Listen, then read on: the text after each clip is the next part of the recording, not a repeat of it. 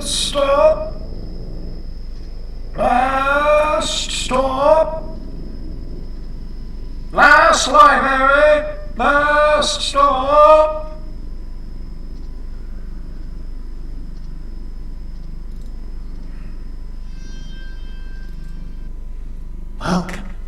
Welcome again, my dear viewers, to the library. It's always good to see you return in such good health. Oh, I know your health might not seem so good to you right now, but so long as you breathe, you have good health. Even once breath has left your body, once your neurons no longer fire, once they have finished depolarizing, so long as your soul continues to exist, your health is still good.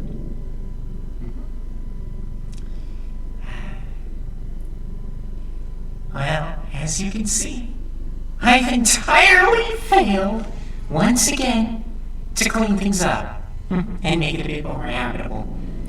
I really need to get around to doing that one of these days. I really need to.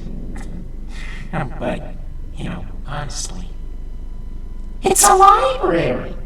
What am I supposed to do? Not read? That's literally why this place exists. So I can read. And also, so that, everything can be read by someone else as well. Everything. If it's written, it's in here.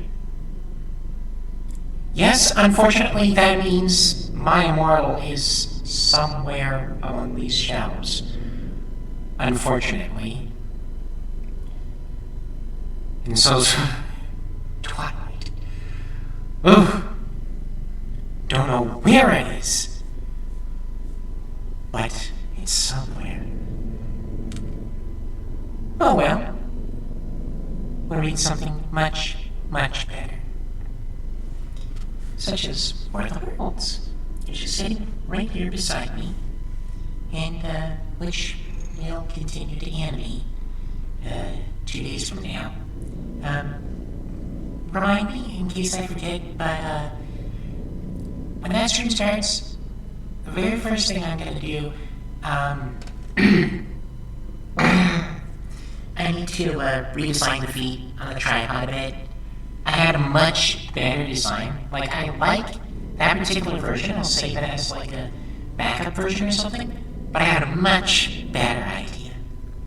Much better idea. I want to work on that before I do the reading stuff. Anyway, the rules. Don't look at the book. Not that you can. The big book, the rest of these books are safe. Though you might not be able to read them, depending on the language. Don't be rude to one another, and, try not to be too loud. Yeah. And, anyone making things particularly unpleasant gets the boot. As usual. Anyway, yeah. Can't believe that I need to actually oversee. Actually, I don't need to oversee that. Sauce? If you've seen this, I think I might make you moderator. I think so. Just that I can have second one watching this. Yeah. Picking on Sauce in particular because I think I talked with him on another platform. Think it's the same guy? Pretty sure it's the same guy. If it's the same guy, then yeah, he gets moderator. Anyway, yeah. And that means that he gets to lay the banhammer on you.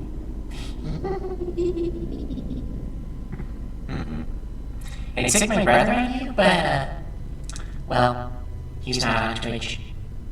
Yeah. And honestly, giving him that much power would probably be a Geneva Convention violation. Yeah. Also, spot of news. I was checking here on this stream program thingy. Look, this technology is like a few decades old at most, and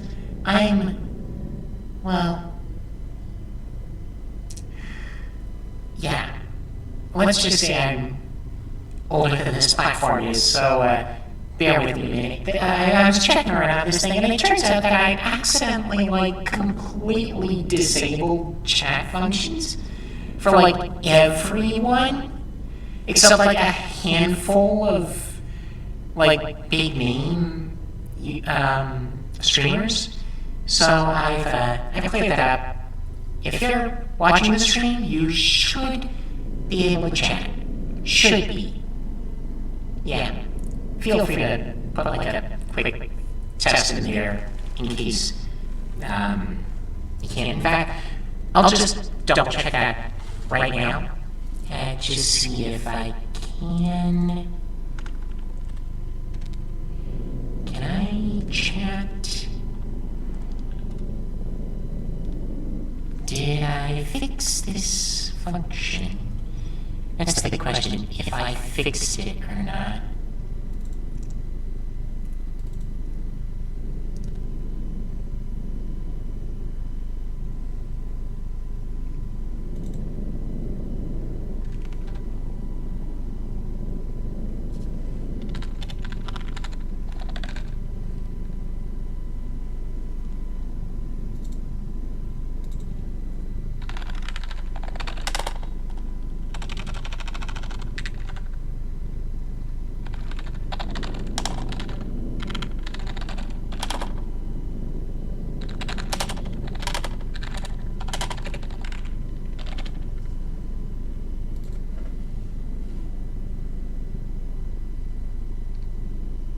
Yep, looks like it's working.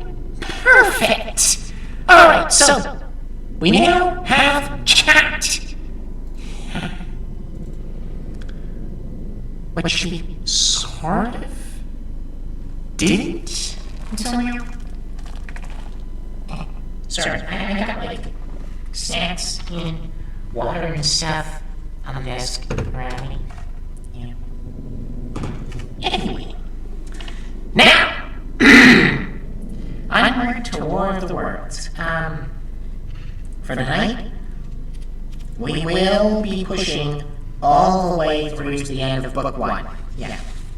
It's only 2 books though, so it's not going to be a long push. And fair warning, this is a bit where the invasion really kicks up, so viewer discretion is advised because it might get brutal. I mean, in case you missed it from the first 2 chapters, the Martians literally eat people and are perfectly willing to set them on fire. So, yeah. People are going to be eaten alive, lit on fire, and gruesomely killed in other ways. Because, interesting factoid, that I only found out, from getting curious and deciding to look things up a bit, but H.G. Wells was doing a bit of revenge fantasy with his writing, and it definitely shows in some parts, really, really brutal sequences where it's something horrific happens to somebody. Hold on, I think I got a quote from here somewhere around here about,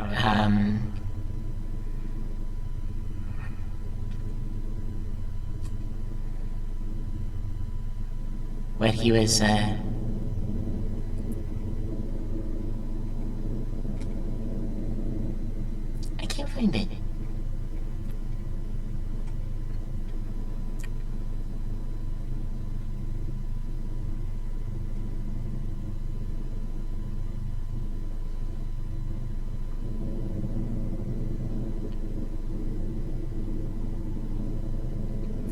Here we go. Here's what he said about the sort of horrible things he does to people in this story. Unto the dearest little serial for persons new magazine, in which I completely wreck and sack walking, killing my neighbours in painful and eccentric ways, then proceed via Kensington, Richmond to London, which I sack, selecting South Kensington for feats of peculiar atrocity. Yeah, he wrote that in a letter about the sayings. Like, he was definitely trying to get absolutely brutal, and we're going to see some of this in the next few chapters. So yeah, definitely viewer discretion is advised, because things are going to get a bit brutal. Not as much as the second book, because that's where we see like the realistic effect of the invasion on mental health. But yeah. Anyway, so War of the Worlds by H.G. Wells, Book 1. The Coming of the Martians, Chapter 11. At the Window.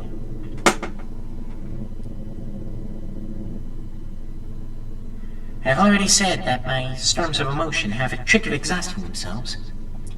After a time, I discovered that I was cold and wet, with little pools of water about me in the stair carpet.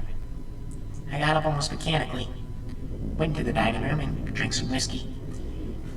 Then I was moved to change my clothes. After I had done that, I went upstairs to my study, but why I did so, I do not know. The window of my study looks over the trees and railway towards Horsell Common. In the hurry of our departure, this window had been left open. The passage was dark, and by contrast with the picture the window frame enclosed, the side of the room seemed impenetrably dark. I stopped short in the doorway. The thunderstorm had passed. The towers of the Oriental College and the pine trees about it had gone. Very far away, lit by a vivid red glare, the common about the sandpits was visible. Across the light, huge black shapes, grotesque and strange, moved busily to and fro. It seemed indeed as if the whole country in that direction was on fire. A whole broad hillside set with miniature tongues of flame, swaying and writhing with the gusts of the dying storm, and throwing a red reflection upon the cloud scud above. Every now and then, a haze of smoke from some nearby conflagration drove across the window and hit the Martian shapes. I could not see what they were doing, nor the clear form of them, nor recognize the black objects they were busy upon. Neither could I see the nearer fire, though the reflections of it danced on the wall and ceiling of the study. A sharp, resinous tang of burning was in the air. I closed the door noiselessly and crept towards the window. Noiselessly, and crept towards the window. As I did so, the view opened out until, on the one hand, it reached the houses about Walking Station, and on the other to the charred and blackened pine woods of Byfleet. It was light down below the hill, on the railway near the arch, and several of the houses along the Maybury Road and the streets near the station were glowing ruins. The light upon the railway puzzled me at first. There were a black heap and a vivid glare, and to the right of that a row of yellow oblongs. Then I perceived that this was a wrecked train, the forepart smashed and on fire, the hinder carriages still upon the rails. Between these three main centers alike, the houses, the train, and the burning country towards Cobham, stretched irregular patches of dark country, broken here and there by intervals of dimly glowing and smoking ground. It was the strangest spectacle, that black expanse set up with fire. It reminded me, more than anything else, of the potteries at night. At first I could distinguish no people at all, though I peered intently for them. Later I saw against the light of Walking Station a number of black figures hurrying one after the other across the line. This was the little world in which I had been living securely for years, this fiery chaos. What had happened in the last 7 hours I still do not know, nor did I know. though I was beginning to guess the relation between these mechanical flossie and the sluggish lumps I had seen disgorged from the cylinder. With a queer feeling of impersonal interest, I turned my desk chair to the window, sat down, and stared at the blackened country, particularly at the 3 gigantic black things that were going to and fro in the glare about the sandpits. They seemed amazingly busy. I began to ask myself what they could be. Were they intelligent mechanisms? Such a thing I thought was impossible. Or did a Martian sit within each, ruling, directing, using, much as a man's brain sits and rules in his body? I began to compare the things to human machines, to ask myself for the first time in my life how an ironclad or a steam engine would seem to an intelligent, lower animal.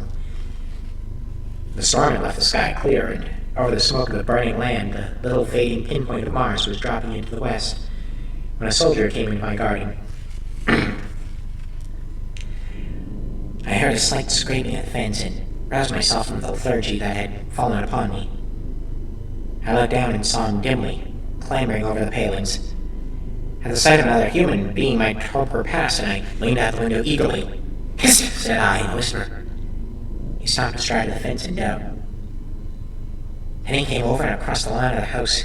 He bent down and stepped softly. "Who's there?" he said, also whispering, standing under the window and peering up.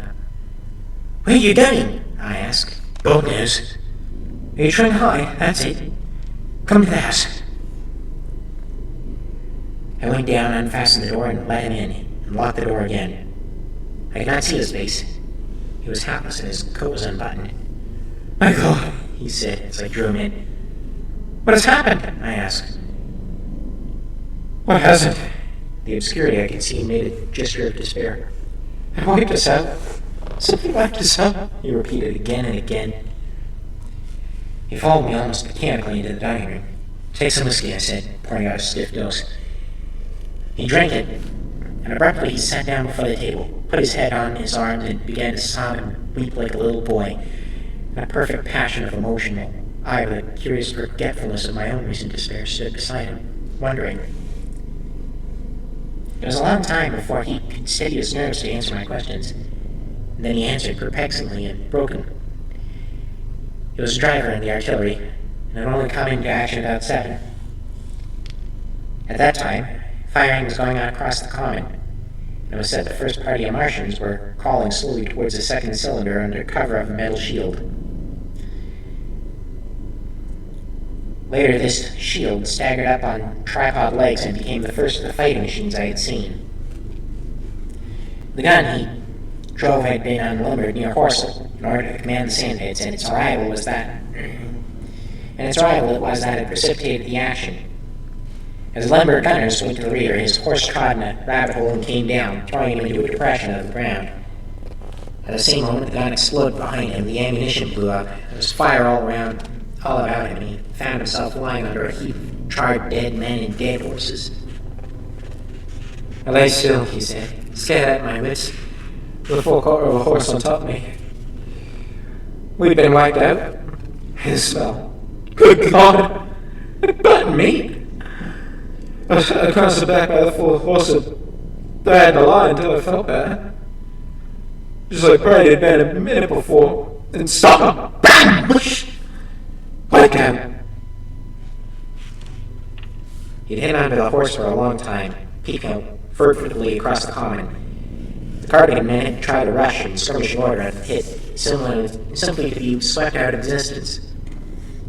Then that monster had risen to its feet, and had begun to walk leisurely to and fro across the common among the few fugitives, with his head like a hood, turning about exactly like the head of a cowled human being.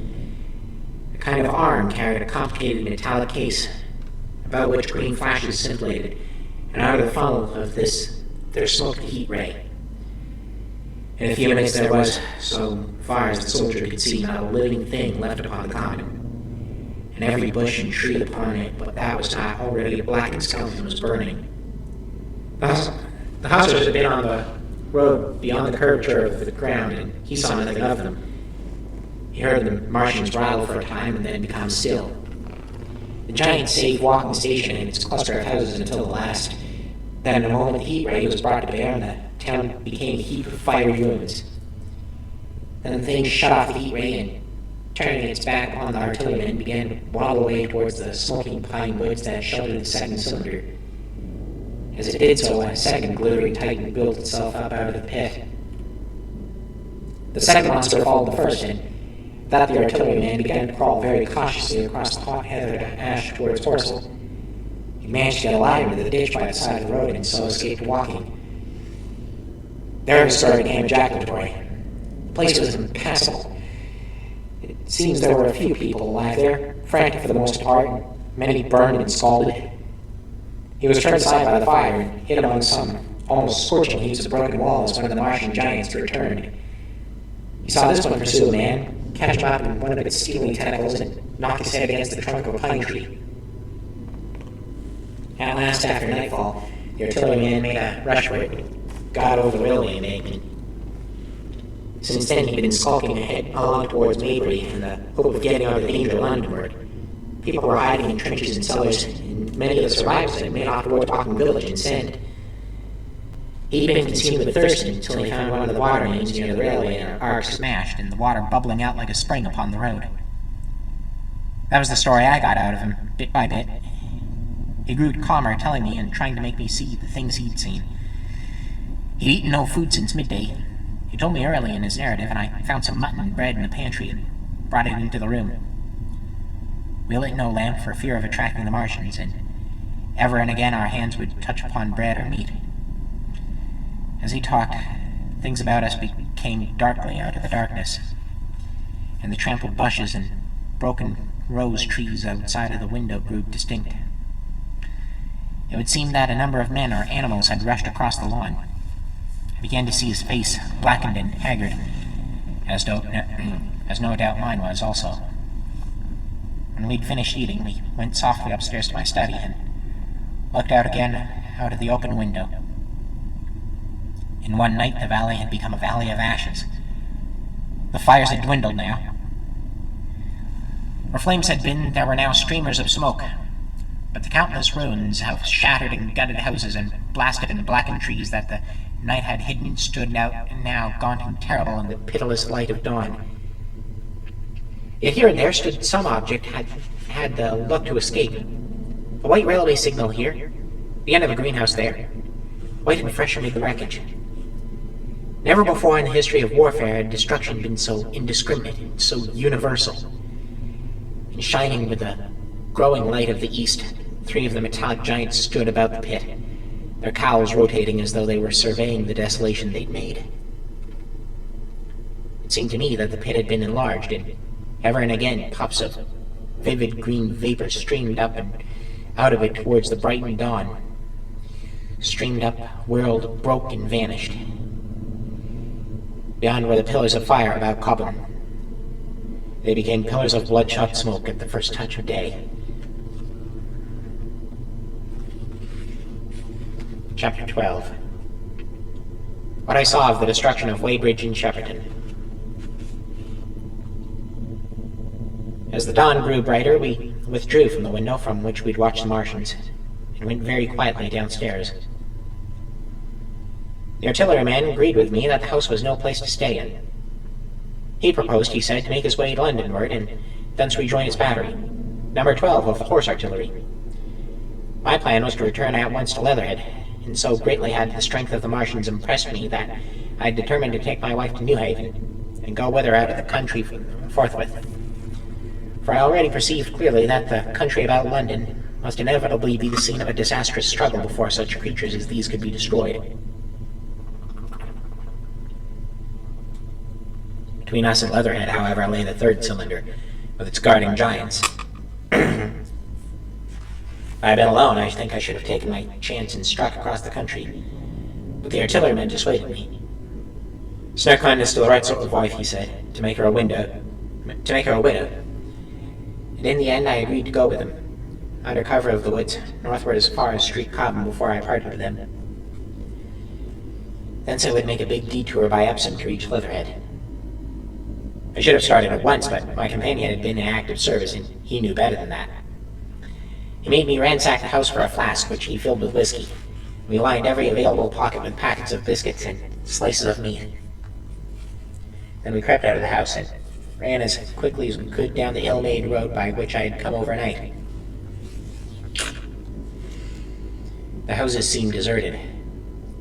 In the road lay a group of 3 charred bodies, close together, struck dead by the heat ray. And here and there were things people had dropped. A clock, a slipper, a silver spoon, and the like, poor valuables. At the corner, turning up towards the post office, a little cart, filled with boxes and furniture and horseless, heeled over on a broken wheel. A cash box had been hastily smashed open and thrown under the debris. Except the lodge at the orphanage, which was still on fire, none of the houses had suffered very greatly here. The heat ray had shaved the chimney tops and passed, yet save ourselves, there did not seem to be a living soul on Maybury Hill.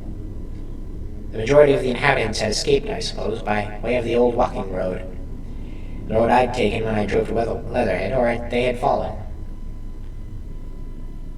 We went down the lane by the body of the man in black, sodden now from the overnight hail, and broke into the woods at the foot of the hill. We pushed through these towards the railway without meeting a soul. The woods across the line were but the scarred and blackened ruins of woods. For the most part, the trees had fallen, but a certain proportion still stood, dismal gray stems with dark brown foliage instead of green. On our side, the fire had done no more than scorch the nearer trees. It had failed to secure its footing. In one place the woodmen had been at work on Saturday. Trees felled and freshly trimmed lay in a clearing with heaps of sawdust by the sawing machine and its engine. Hard by was a temporary hut, deserted. There was not a breath of wind this morning, and everything was strangely still. Even the birds were hushed, and as we hurried along, I and the artillerymen talked in whispers and looked now and again over our shoulders. Once or twice we stopped to listen. After a time, we drew near the end of the road, and as we did so, we heard the clatter of hoofs and saw through the tree stems 3 cavalry soldiers riding slowly towards walking. We halted them, and they halted while we hurried towards them. It was a lieutenant and a couple of privates of the 8th Hussars, with a stand like a theodolite, which the artilleryman told me was a heliograph. "You're the first man I've seen coming this way this morning," said the lieutenant. "What's brewing?" His voice and face were eager. The men behind him stared curiously. The artilleryman jumped down the bank into the road and saluted. "Gun destroyed last night, sir. Haven't been hiding.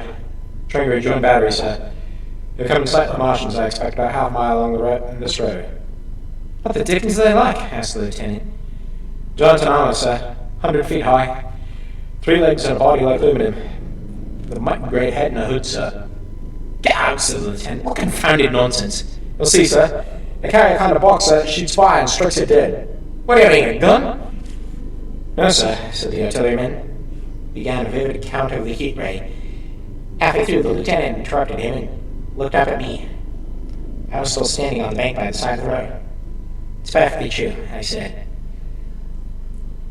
"Well," said the lieutenant, "I suppose it's my business to see it too. Look here," said the artilleryman. "We're detailed here clearing people out of their houses. You'd better go home and report yourself to Brigadier General Marvin and tell him all you know. He's at Weybridge. Know the man?"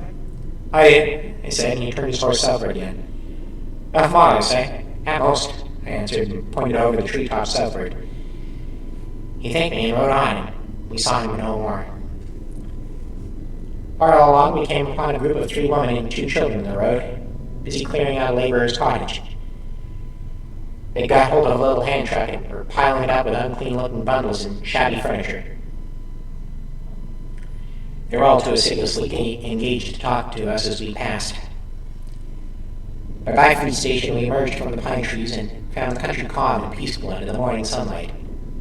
We were far beyond the range of the heat ray there, and had it not been for the silent desertion of some of the houses, the stirring movement of packing in others, and the knot of soldiers standing on the bridge over the railway and staring down the line towards walking, the day would have seemed very like any other Sunday.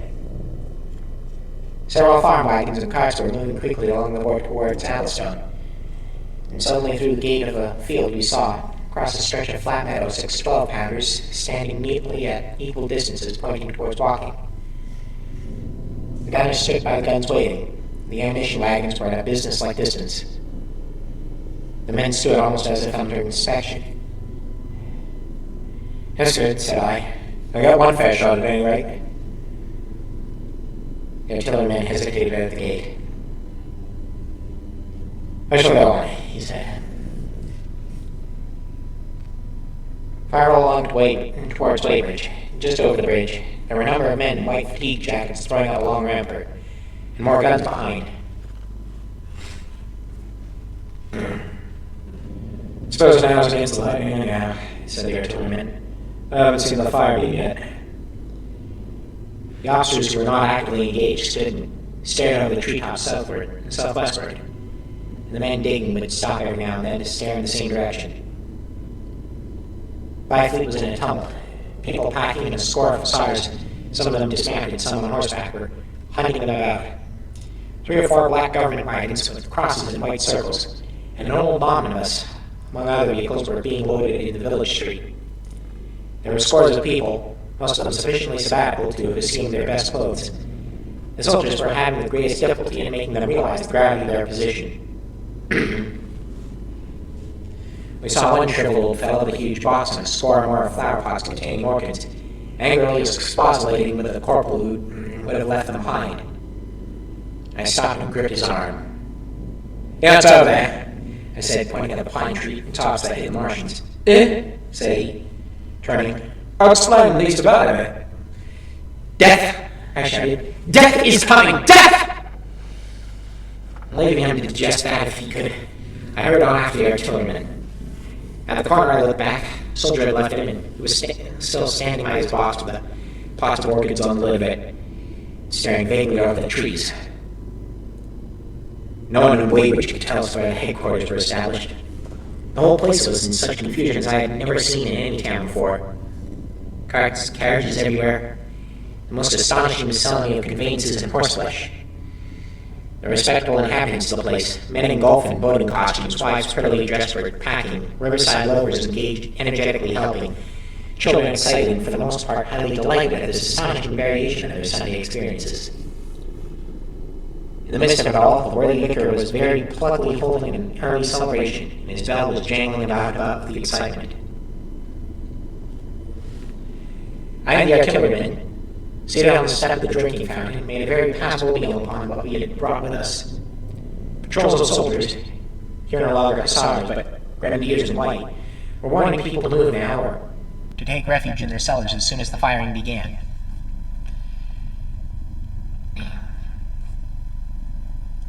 We saw as we crossed the railway bridge that a growing crowd of people had assembled in and about the railway station, and the swarming platform was piled with boxes and packages.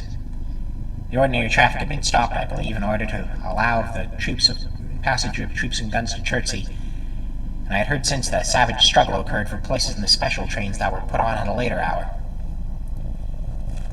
We remained at Weybridge until midday, and at that hour we found ourselves at the place near Shepperton Lock where the Wey and Thames join.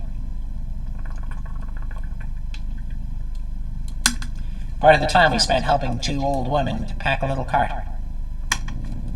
The Wey is a treble mouth, and at this point boats are to be hired, and there was a ferry across the river. On the Shepperton side was an inn and a lawn, and beyond that the tower of Shepperton Church. It has been replaced by a spire, rose above the trees.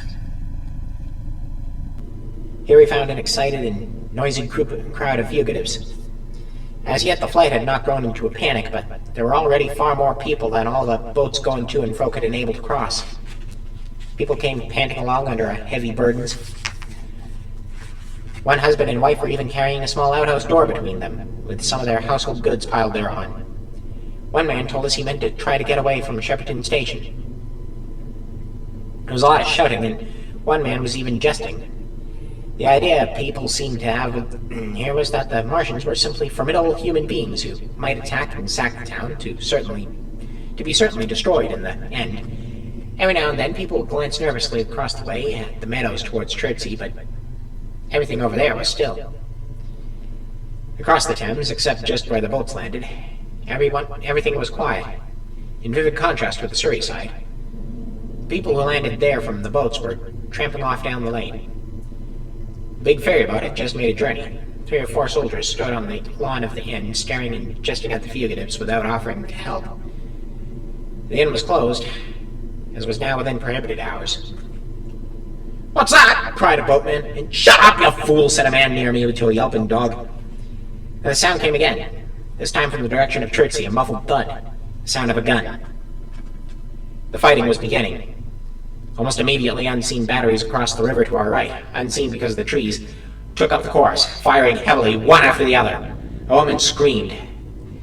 Everyone stood, arrested by the sudden stir of battle, near us and yet invisible to us. Nothing was to be seen save flat meadows, cows feeding unconcernedly for the most part, silvery pollard willows motionless in the warm sunlight. "The soldiers of Scotland," said a woman beside me. "Sorry. The soldiers of Scotland," said a woman beside me, doubtfully. As a haziness rose over the treetops. Then suddenly we saw a rush of smoke far away up the river, a puff of smoke that jerked up into the air and hung. And forthwith the ground heaved underfoot and a heavy explosion shook the air, smashing 2 or 3 windows in the houses near and leaving us astonished. "Ah!" said a man in blue jersey. "Yonder! Do you see him yonder?"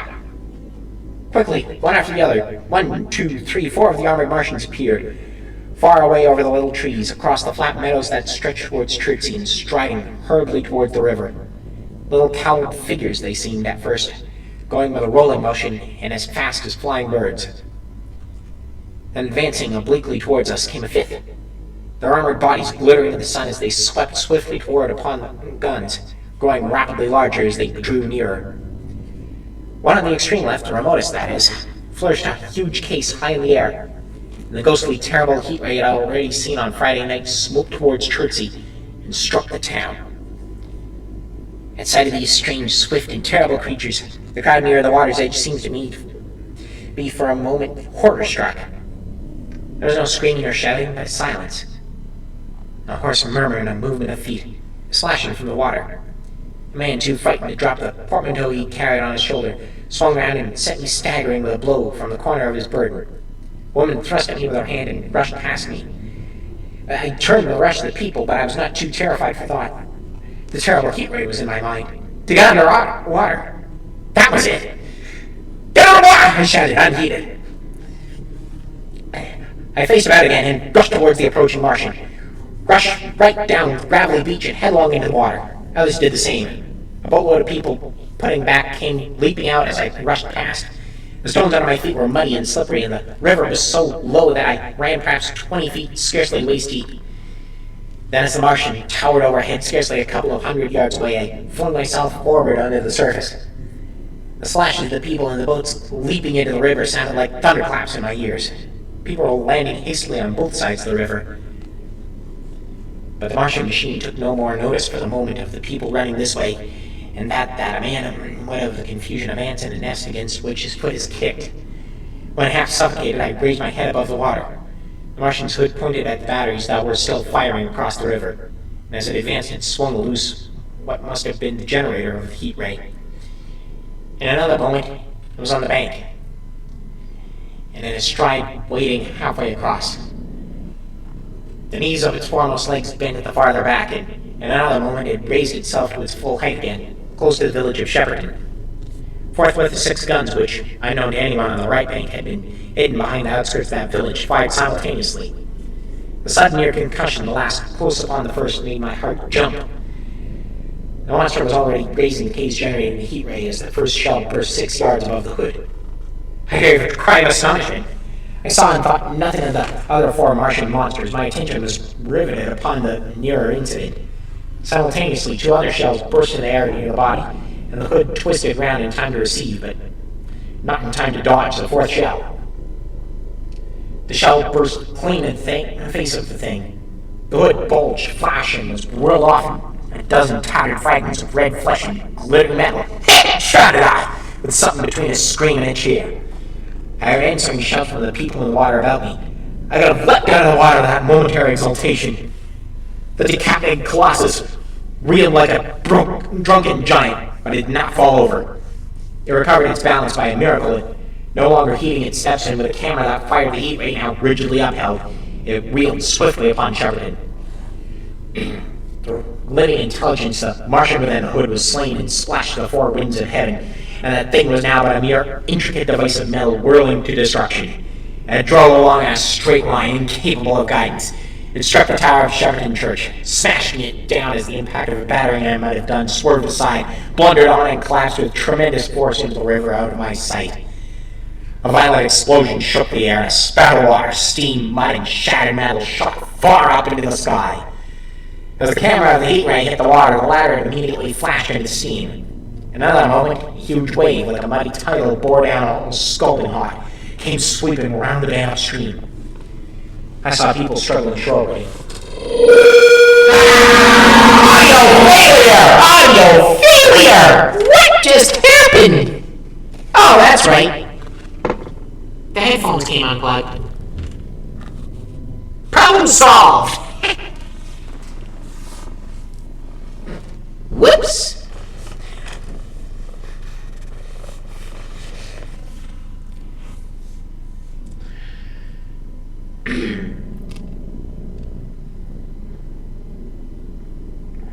Where were we? I saw people struggling shorewards and heard their screaming and shouting faintly above the seething and roar of the Martian's collapse. For a moment I heeded nothing of the heat, forgot the patent need of self-preservation. I splashed through the tumultuous water, pushing aside a man in black to do so until I could see round the bend. Half a dozen deserted boats pitched aimlessly upon the confusion of the waves. The fallen Martian came into sight downstream, lying across the river and, for the most part, submerged.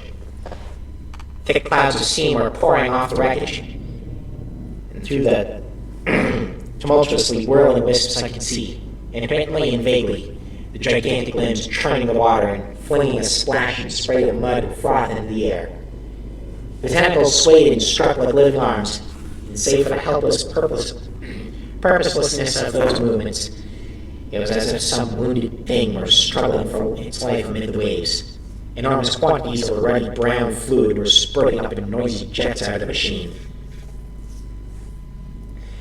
My attention was diverted from this death flurry by a furious yell, like that of a thing called a siren in our manufacturing towns. A man knee-deep near the towing path shouted inaudibly to me and pointed. Looking back, I saw the other Martians advancing with gigantic strides down the riverbank from the direction of Chertsey. The Shepperton gun spoke this time unavailingly. That I ducked again, at once underwater, holding my breath until movement was an agony, blundered painfully ahead until under the surface as long as I could. The water was in a tumult about me and rapidly growing hotter. When for a moment I raised my head to take a breath and throw the hair and water from my eyes, the steam was rising in a whirling white fog that had first hid the Martians altogether. The noise was deafening. Then I saw them dimly, colossal figures of gray magnified by the mist. They passed by me, and two were stooping over the frothing, tumultuous ruins of their comrade. The third and fourth stood beside him in the water, one perhaps 200 yards from me, the other towards Leatherham. The generators of the heat ray waved high, and the hissing beams smoked this way and that. There was full sound of deafening and confusing conflict of noises. The clangorous din of the Martians, the crash of failing houses, the thud of trees, fences, sheds flashing into flame, and the crackling and roaring of the fire. Dense black smoke was leaping up to mingle with the steam from the river, and as the heat ray went to and fro over Weybridge, its impact was marked by flashes of incandescent white that gave place at once to a smoky dance of lurid flames. The nearer houses still stood intact, awaiting their fate, shadowy, faint, and pallid in the steam, with their fire behind them going to and fro. For a moment, perhaps I stood there, breast high in the almost boiling water, dumbfounded at my position, hopeless of escape. Through the reek I could see the people who had been with me in the river scrambling out of the water through the reeds, like little frogs hurrying through to grasp them the advance of a man, or running to and fro in utter dismay on the towing path. Then suddenly the white flashes of the heat ray came leaping towards me. The houses caved in as they dissolved at its touch and darted out flames. The trees changed to fire with a roar. The ray flickered up and down the towing path, licking off the people who ran this way and that, came down to the water's edge not 50 yards from where I stood. It swept across the river to Shepperton, and the water in its track rose in the boiling wheel crusted with steam. I turned shoreward. In another moment, the huge wave, well nigh at the boiling point, had rushed upon me. I screamed aloud and, scalded, half-blinded, agonized. I staggered through the leaping, hissing water towards the shore. And my foot stumbled. It would have been the end. I fell helplessly in full sight of the Martians, upon the broad, bare, gravelly spit that runs down to mark the angle of the way in Thames. I expected nothing but death.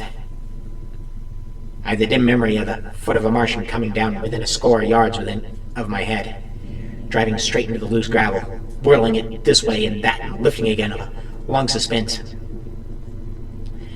then of the four carrying the debris of their comrade between them, now clear and then presently faint through a veil of smoke, receding interminably, as it seemed to me, across a vast space of river and meadow. And then, very slowly, I realized that by a miracle, I had escaped.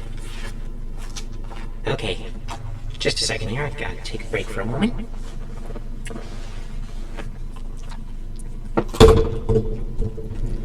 Got a couple of things to sort out.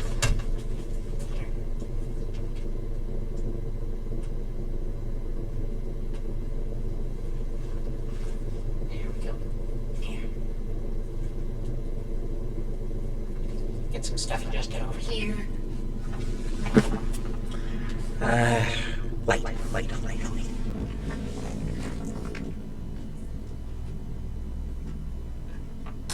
Working.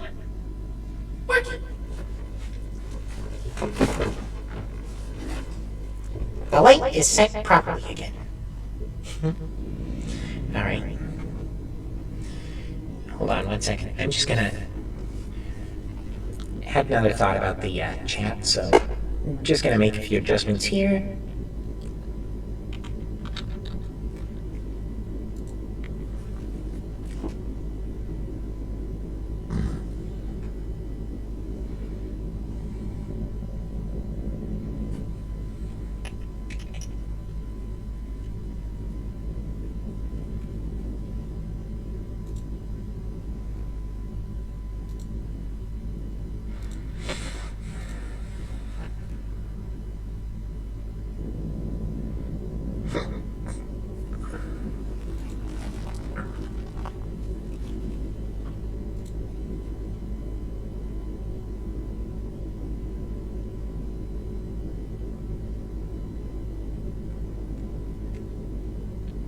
Authorize.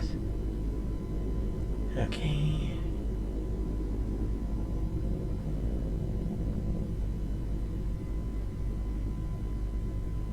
A few minor adjustments I have to make.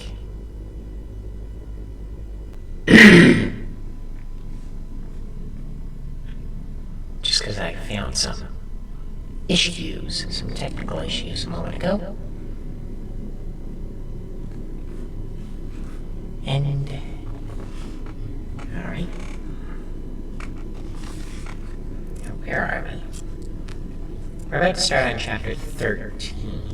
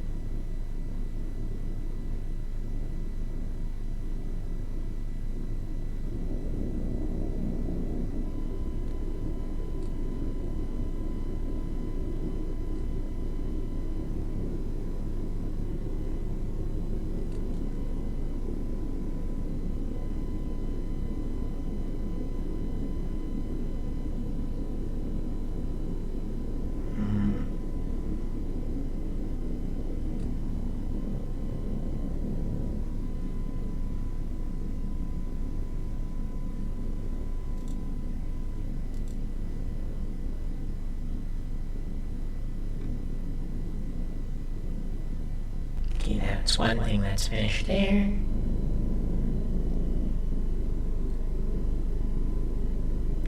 And here's another.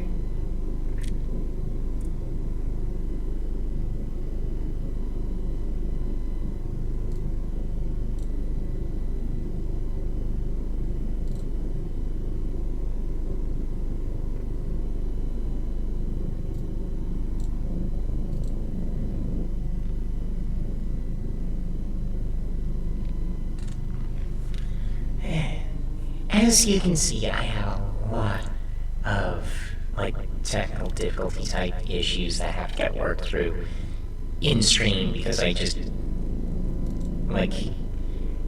keep forgetting to do them beforehand, or I, realize halfway through, oh, this little problem needs to get solved right now, kind of thing, or stuff like that, yeah.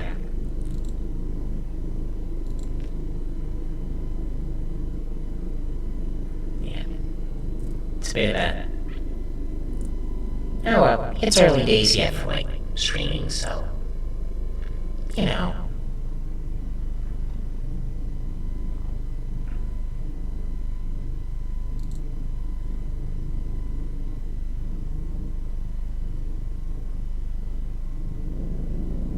Yeah.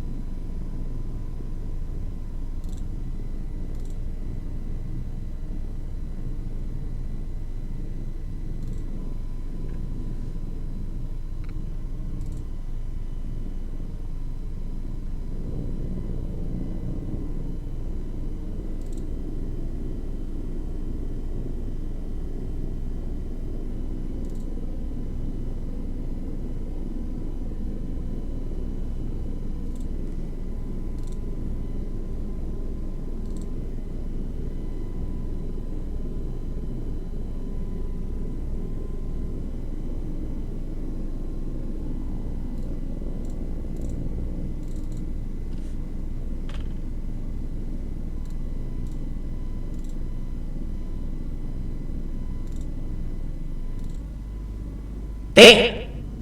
Okay.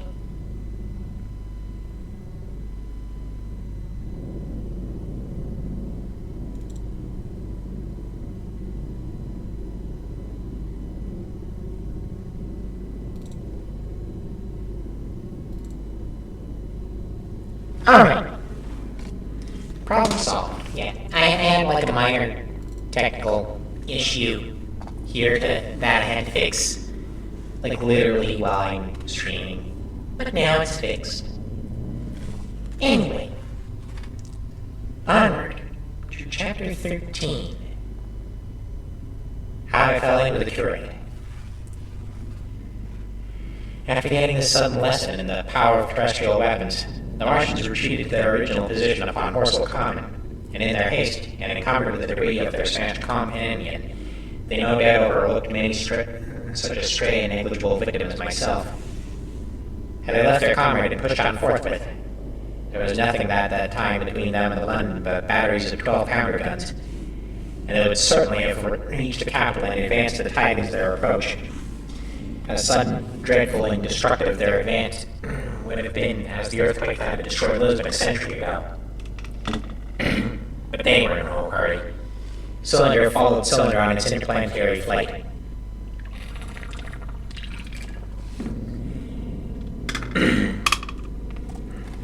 Every 24 hours brought them reinforcement.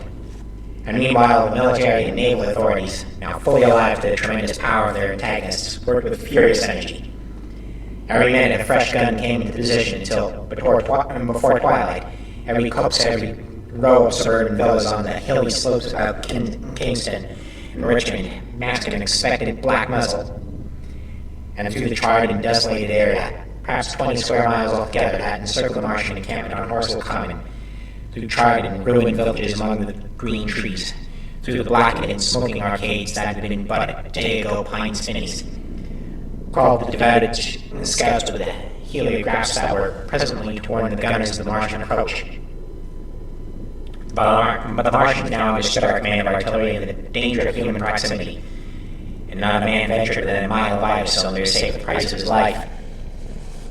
It would seem that these giants spent the early part of the afternoon going to and fro, transferring everything from the second and third cylinders, the second at Adelston Golf Links and the third at Fireford, to their original pit on Horslet Common, Over that, above the blackened heather and ruined buildings that stretched far and wide, stood one as sentinel, while the rest abandoned their vast fighting machines and descended into the pit.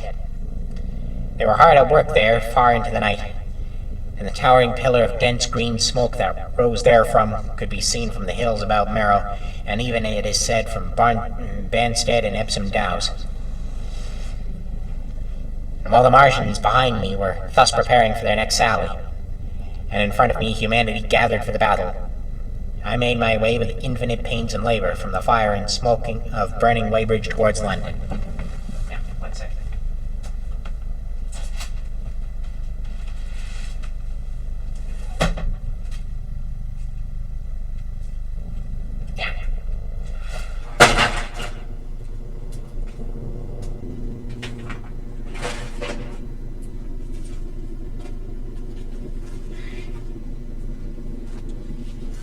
It was supposed to just be the Digimon streams that were jinxed. Why is this one jinxed too? Okay. Alright. Now that that little issue is solved. Oh, it's not a jinx, I'm just stupid. That's it. Yeah. Just me having a moment. One of many. Anyway. Alright.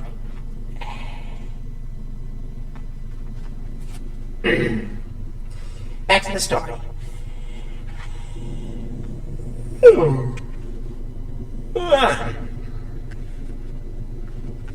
I saw an abandoned boat, very small and remote, drifting downstream. And throwing off the most of my sodden clothes, I went after it, gained it, and so escaped out of that destruction. There were no oars in the boat, but I contrived to paddle as well as my parboiled hands would allow down the river towards Halliford and Walton, going very tediously and continually looking behind me, as you may well understand. I followed the river because I considered that the water gave me the best chance of escape, should these giants return. The hot water from the Martian's overthrow drifted downstream with me, so that for the best part of a mile I could see little of either bank. Once, however, I made out a string of black figures hurrying across the meadows from the direction of Weybridge. Halliford, it seemed, was deserted, and several of the houses facing the river were on fire. It was strange to see the place quite tranquil, quite desolate under the hot blue sky, with the smoke and little threads of flame going straight up into the heat of the afternoon. Never before had I seen houses burning without the accompaniment of an obstructive crowd. A little farther on, the dry reeds up the bank were smoking and glowing, and the line of fire inland was marching steadily across a late field of hay.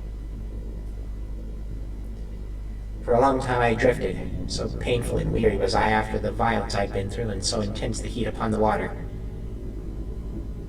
Then my fears got the better of me again, and I resumed my paddling.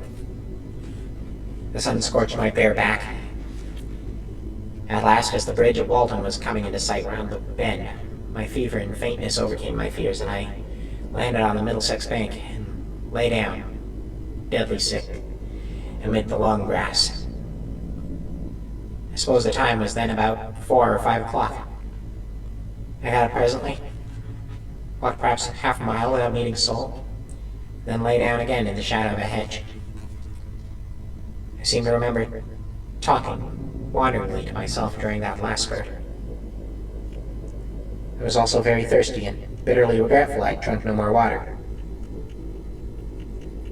It's a curious thing that I felt angry with my wife. I cannot account for it, but my impotent desire to reach Leatherhead worried me excessively. And I clearly remember the arrival of the curate, so that I dozed. I became aware of him as a seated figure in soot-smudged shirt sleeves and with his upturned, clean-shaven face staring at a faint flickering that danced over the sky. The sky was what is called a mackerel sky. Rows and rows of faint down plumes of cloud, just tinted with the midsummer sunset. I sat up at the rustle of my motion. He looked at me quickly. "Have you any water?" I asked abruptly. He shook his head. "You've been asking for water for the last hour," he said. For a moment we were silent, taking stock of each other.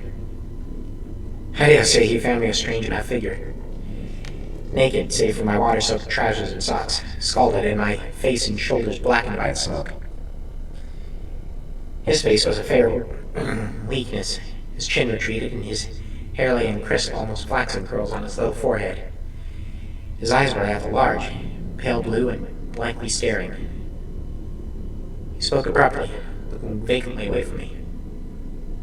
"What does it mean?" he asked. "What do these things mean?" I stared at him and made no answer. He extended a thin white hand and spoke in almost a complaining tone. "Why are these things permitted? What sins have we done? Morning service was over. I was walking through the roads to clear my brain for the afternoon, then fire, earthquake, death. As if I were Sodom and Gomorrah. All our work undone, all work. What are all these Martians?" "What are we?" I answered, clearing my throat. He gripped his knees and turned to look at me again. For half a minute, perhaps, he stood silently. I was walking through the roads to clear my breath.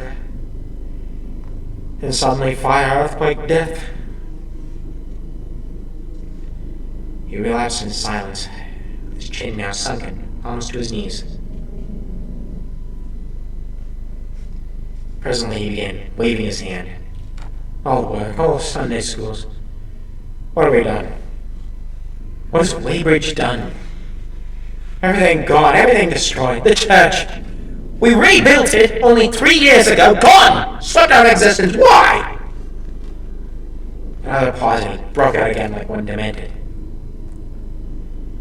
"The smoke of a burning goeth up forever and ever!"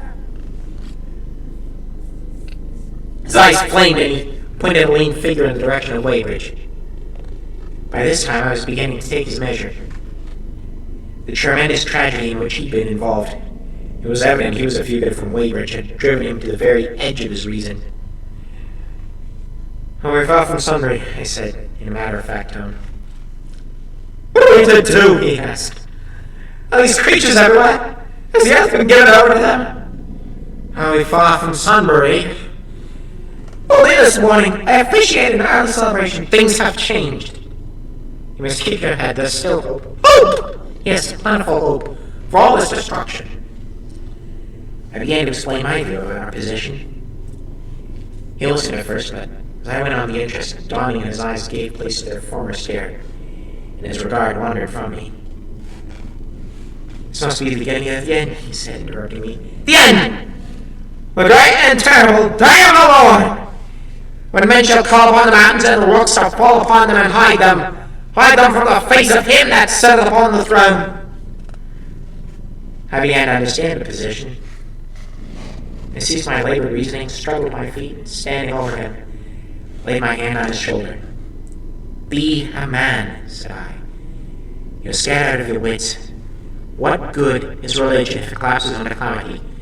Think of what earthquakes and floods, wars, and volcanoes have done before to man. Do you think God had exempted Weybridge? He is not an insurance agent." For a time he sat in blank silence. "How can we escape?" he said suddenly. "The noble, the pitiless."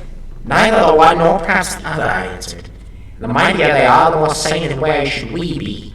One of them was killed yonder not 3 hours ago." "Killed?" he asked, staring about him. "How can God's ministers be killed? I saw it happen." I proceeded to tell him. "We've chanced to come in for the thick of it," said I, "and that is all." "What's that flicker in the sky?" he asked abruptly. I told him it was the heliograph signaling, that it was the sign of human help and effort in the sky.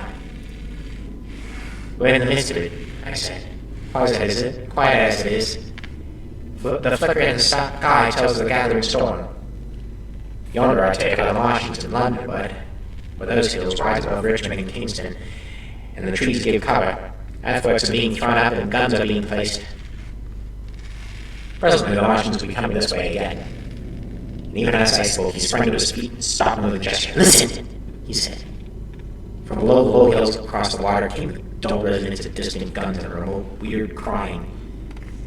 And everything was still. Cockchafer came droning over the hedge and past us. High in the west, the crescent moon hung faint and pale above the smoke of Weybridge and Shepton and hot, still splendor of the sunset. "We better follow this path," I said, "northward." Chapter 14. In London. My younger brother was in London when the Martians fell walking. He was a medical student working for an imminent examination, and he heard nothing of their arrival until Saturday morning. The morning papers on Saturday contained an edition of lengthy special articles on the planet Mars, on life on the planets, and so forth. A brief and vaguely worded telegram, all the more striking for its brevity. The Martians, alarmed by the approach of a crowd, had killed a number of people with a quick firing gun, so the story ran. The telegram concluded with the words, "Formidable as they seem to be, the Martians have not moved from the pit into which they have fallen, and indeed seem incapable of doing so. Probably this is due to the relative strength of the Earth's gravitational energy."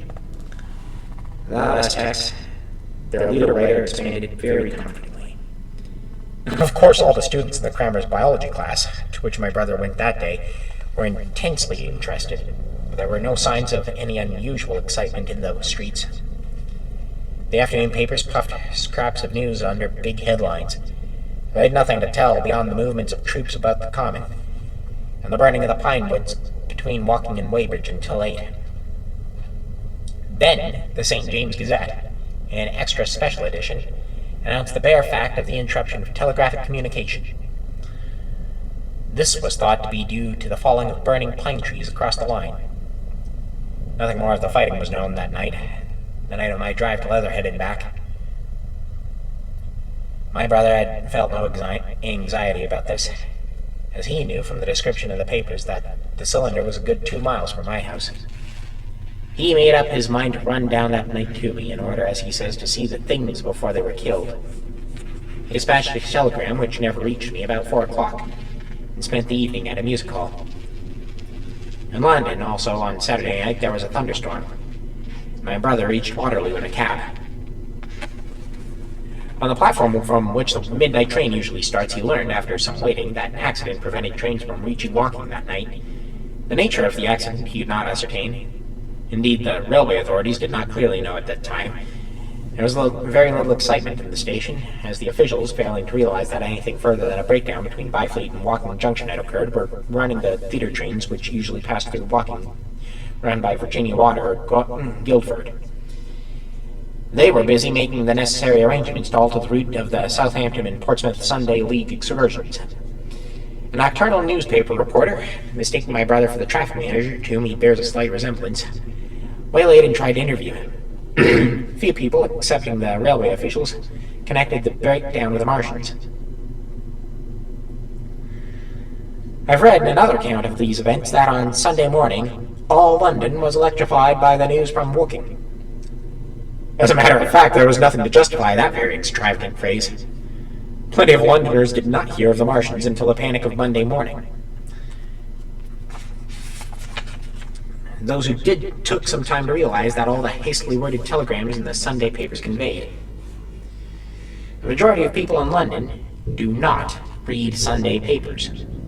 The habit of personal security, moreover, is so deeply fixed in the Londoner's mind and startlingly intelligent. Audio failure about to happen. Audio failure about to happen? Fixed! Before it could. And startling intelligence, so much a matter of course in the papers, that he could read without any personal tremors. About 7 o'clock last night, the Martians came out of the cylinder and, moving about under an armor of metallic shields, have completely wrecked Woking Station with the adjacent houses and massacred an entire battalion of the Cardigan Regiment.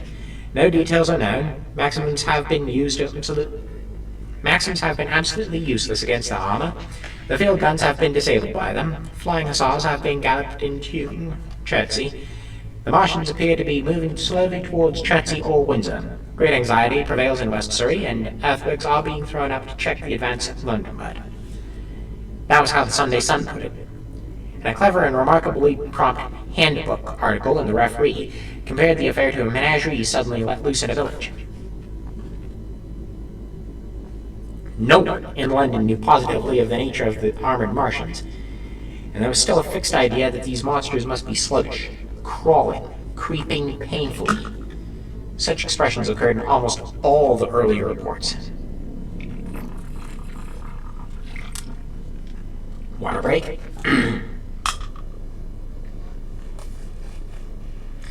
None of the telegrams could have been written by an eyewitness of the event of their advance. The Sunday papers printed separate editions as further news came to hand, some even in default of it. There was practically nothing more to tell people until late in the afternoon, when the authorities gave the press agencies their news in their possession.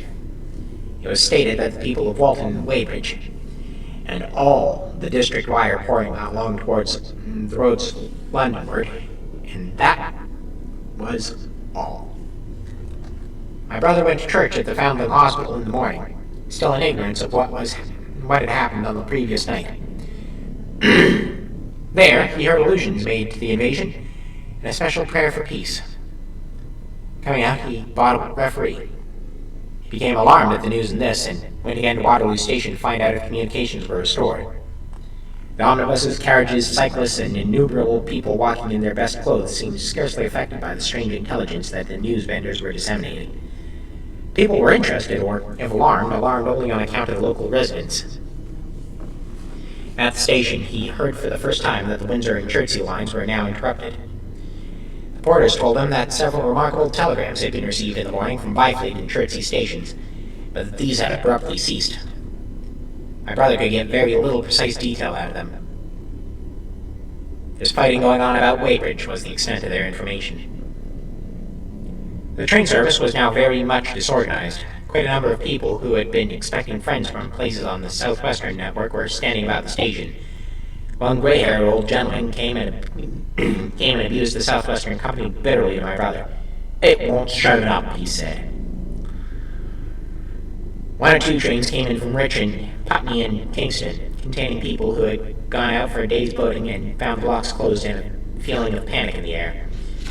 A man in a blue and white blazer addressed my brother, full of strange tidings. "I saw some people driving to Kingston in trucks and carts and things with boxes of valuables and all that," he said. "It came from Moseley and Weybridge and Walton, and they say there's been guns heading at Chertsey, heavy firing, and that mounted soldiers have been told off to get off at once. It says the Martians are coming, and we heard guns fired at Hampton Court Station, but we thought it was thunder. What the dickens does it all mean? Martians can't get out of that pit, can they?" My brother could not tell him. Afterwards, he found that a vague feeling of alarm had spread to the clients of the Underground Railway, and that the Sunday excursions began to return from all over the southwestern Lung, Barnes, Wimbledon, Richmond, Park, Kew, and so forth, at unnaturally early hours. But not a soul had anything more than vague hearsay to tell of him. Everyone connected with the terminus seemed ill-tempered. About 5 o'clock, the gathering crowd in the station was immensely excited by the opening of the line of communication, which is almost invariably closed between the southeastern and the southwestern stations, and the passage of carriage trucks bearing huge guns and carriages crammed with soldiers. These were the guns that had been brought up from Woolwich and Catherine to cover Kingston. There was an exchange of pleasantries. "You'll get eaten! What a beast tamers!" and so forth. A little while after that, a squad of police came into the station and began to clear the public off the platforms, and my brother went out into the street again. The church bells were ringing for evensong, and a squad of Salvation Army lassies came singing down Waterloo Road. On a bridge, a number of loafers were watching a curious brown scum that came drifting down the stream in patches. The sun was just setting. The clock tower and the Houses of Parliament rose against one of the most peaceful skies it is possible to imagine. A sky of gold, barred with long, transverse stripes of reddish-purple cloud. There was talk of a floating body. One of the men there, a reservist he said he was, told my brother he'd seen the heliograph flickering in the west. In Wellington Street, my brother met a couple of sturdy roughs who had just been rushed out of Fleet Street with still wet newspapers and staring placards. "Dreadful catastrophe!" they bawled out. They bawled one to the other down Wellington Street. "Fighting on Weybridge! Full description! Reports of the Martians! London in danger!" He had to give 3 pence for a copy of that paper. Then it was, and then only, that he realized something of the full power and terror of these monsters. He learned that they were not merely a handful of small, sluggish creatures, but that they had mind-swaying, vast mechanical bodies, and that they could move swiftly and smite with such power that even the mightiest guns could not stand against them. They were described as vast, spider-like machines, nearly 100 feet high, capable of the speed of an express train, and able to shoot out a beam of intense heat.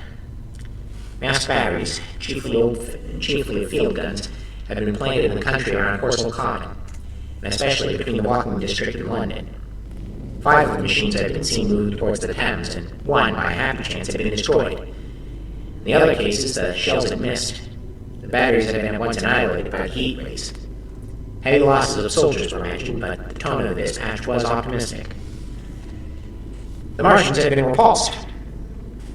They were not invulnerable. They had retreated to the triangle of cylinders again in the circle about walking. Signalers for the heliographs were pushing forwards upon them from all sides.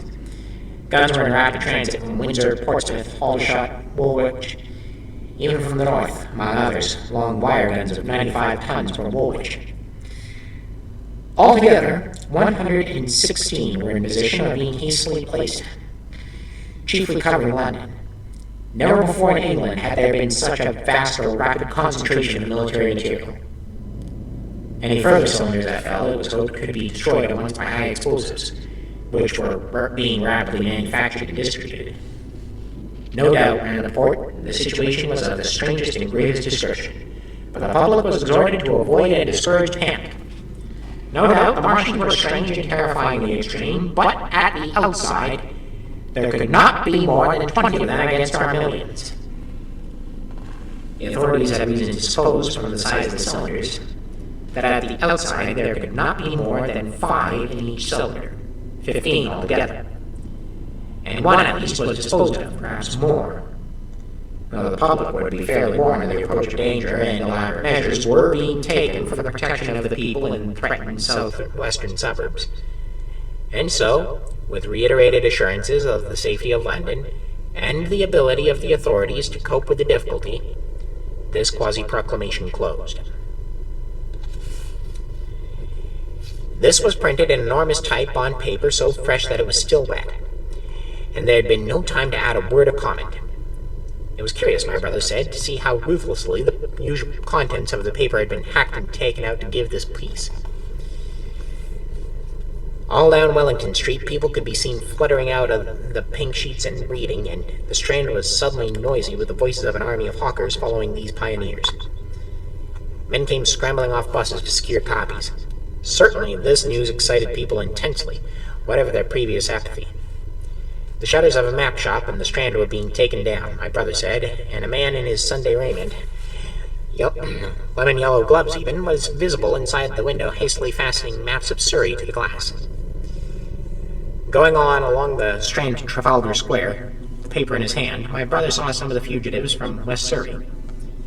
There was a man with his wife and 2 boys and some articles of furniture in a cart such as greengrocers use. He was driving from the direction of Westminster Bridge, and close behind him came a hay wagon with 5 or 6 respectable-looking people in it, and some boxes and bundles. The faces of these people were haggard. Their entire appearance contrasted conspicuously with the Sabbath-best appearance of the people on the omnibuses. People in fashionable clothing peeped at them out of cabs. They stopped at the square as if undecided which way to take, and finally turned eastward along the Strand. Some way behind these came a man in workday clothes, riding one of those old-fashioned tricycles with a small front wheel. He was dirty and white in the face. My brother turned down towards Victoria and met a number of such people. He had a vague idea that he might see something of me. He noticed an unusual number of police regulating the traffic. Some of the refugees were exchanging news with the people on the omnibuses. One was professing to have seen the Martians. "Ballers on stilts, I tell you, striding along like men." Most of them were excited and animated by their strange experience. Beyond Victoria, the public houses were doing a lively trade with all these arrivals, All along the street corners, groups of people were reading papers, talking excitedly, or staring at their unusual Sunday visitors. They seemed to increase as night drew on, until at last the roads, my brother said, were like Epsom's High Street on a Derby day. My brother addressed several of these fugitives and got unsatisfactory answers from most. None of them could tell him any news of walking except one man, who assured him that walking had been entirely destroyed on the previous night. They come from Blythefleet, he said. Men on a bicycle came through the place in the early morning and ran from door to door, warning us to come away. Then came soldiers. We went out to look, and there were clouds of smoke to the south. Nothing but smoke and not a soul coming that way. I heard the guns at Church Inn. Folks coming from Weybridge. So I've locked up my house and come on. At the time, there was a strong feeling in the streets that the authorities were to blame for their incapacity to dispose of the invaders without all this inconvenience. About 8 o'clock, a noise of heavy firing was distinctly audible all over the south of London. My brother could not hear it for the traffic in the main thoroughfares, but by striking through the quiet back streets to the river, he was able to distinguish it quite plainly. He walked from Westminster to his apartments near Regent's Park about 2. He was now very anxious on my account and disturbed at the evident magnitude of the trouble. His mind was inclined to run, even as mine had run on Saturday, on military details. He thought of all those silent, expectant guns, of the suddenly nomadic countryside. He tried to imagine boilers on stilts 100 feet high. There were 1 or 2 cartloads of refugees passing along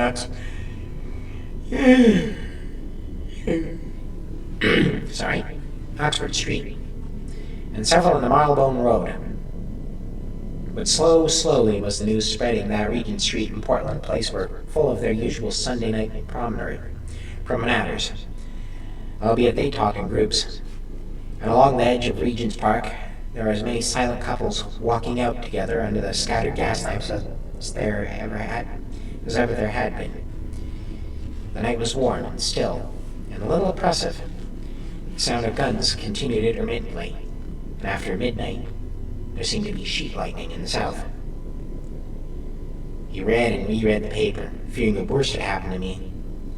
He was restless, and after supper prowled out again aimlessly. He returned and tried in vain to divert his attention to his examination notes. He went to bed a little after midnight, and was awakened from lurid dreams in the small hours of Monday by the sound of door knockers, feet running in the street, distant drumming, and a clamor of bells. Red reflection danced on the ceiling. For a moment he lay astonished, wondering whether day had come or the world had gone mad. Then he jumped out of bed and ran to the window.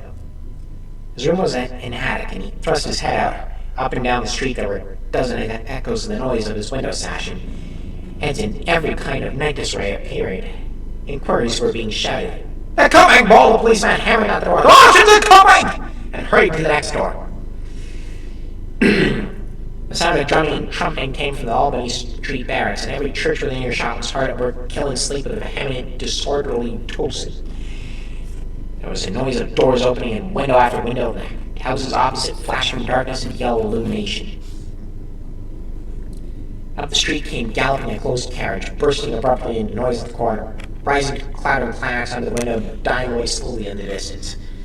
Close on the rear of this came a couple of cabs, the forerunners of a long procession of flying vehicles going for the most part to Chalk Farm Station, where the Northwestern special trains were loading up instead of coming down the gradient into Euston. For a long time my brother stared out the window at blank astonishment, watching the policemen hammering at door after door and delivering their incomprehensible message. Then the door behind him opened. The man who lodged across the building on the landing came in, dressed only in shirt, trousers, and slippers, his braces loosed about his waist, his hair disordered from his pillow. "What the devil is it?" he asked. "Fire! What a devil row!" They both craned their heads out the window, straining to hear what the policemen were shouting. People were coming out of the street and side streets and standing in groups at the corners talking. "What the devil's it all about?" said my brother's fellow lodger. My brother answered him vaguely and began to dress, running with each garment to the window in order to miss nothing of the growing excitement. Presently, men selling unnaturally early newspapers came bawling out into the street. "London in danger of suffocation! The Kingston and Richmond forces defenses forced! Fearful massacres in the Thames Valley! And all about him, in the rooms below, and the houses on each side and across the road, and behind in the park terraces, and 100 other streets, that part of Marylebone, and the Westbourne Park District in St. Pancras, and westward and northward in Kilburn and St. John's Wood and Hampstead, and eastward in Shoreditch and Highbury and Angerston and Hoxton, and indeed, through all the fastness of London, from Ealing to East Ham. People were rubbing their eyes and opening windows to stare out, asking aimless questions, dressing hastily as the furthest breath of the coming storm of fear blew through the streets. It was the dawn of the Great Panic. London, which had gone to bed on Sunday night oblivious and inert, was awakened in the small hours of Monday morning to a vivid sense of danger.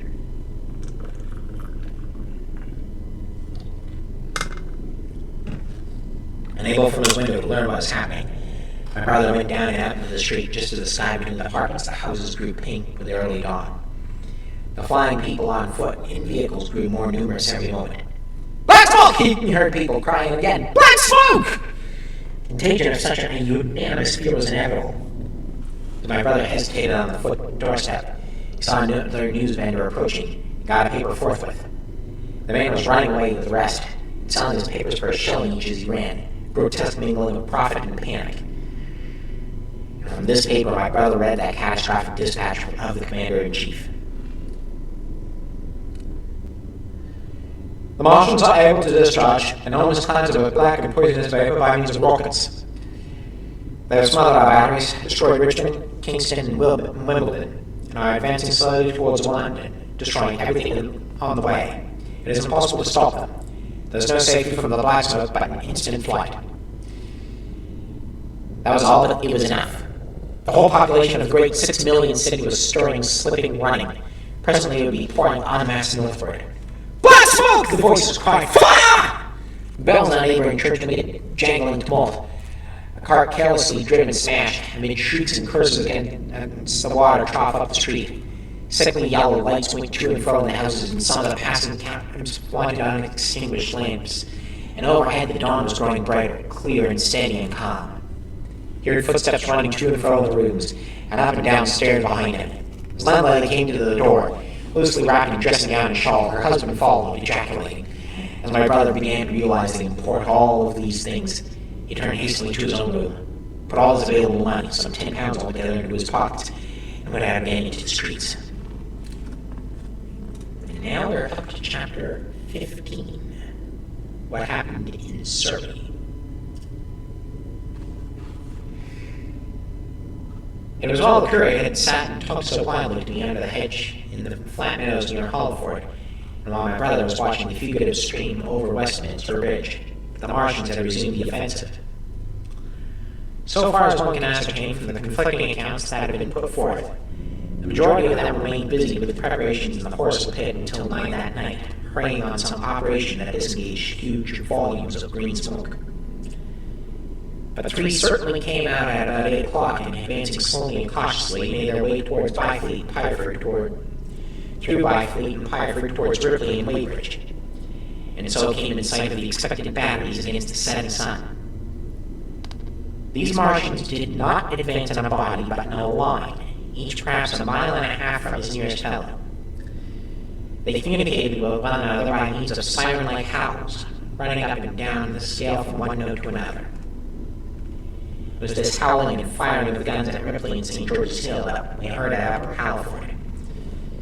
The Ripley gunners, unseasoned artillery volunteers who ought never to have been placed in such position, fired one wild, premature, ineffectual volley and bolted on horse and foot through the deserted village, while the Martians, without using his heat ray, walked serenely over their guns, seemingly gingerly among them, passed in front of them, and so came unexpectedly upon the guns in Plainshill Park, which he destroyed. The St. George's Hill men, however, were better led, or of a better mettle.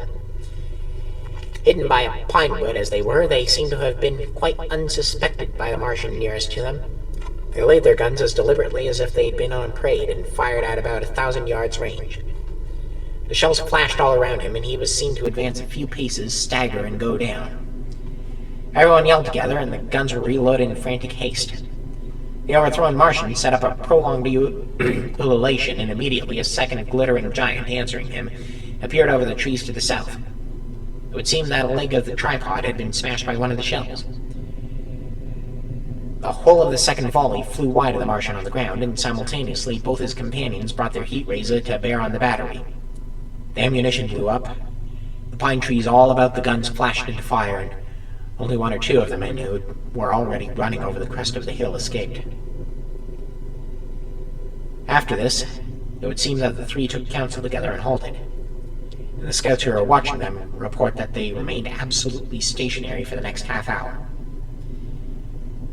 The Martian who had been overthrown crawled tediously out of his hood, a small brown figure, oddly suggestive from that distance of a speck of blight, and apparently engaged in the repair of his support.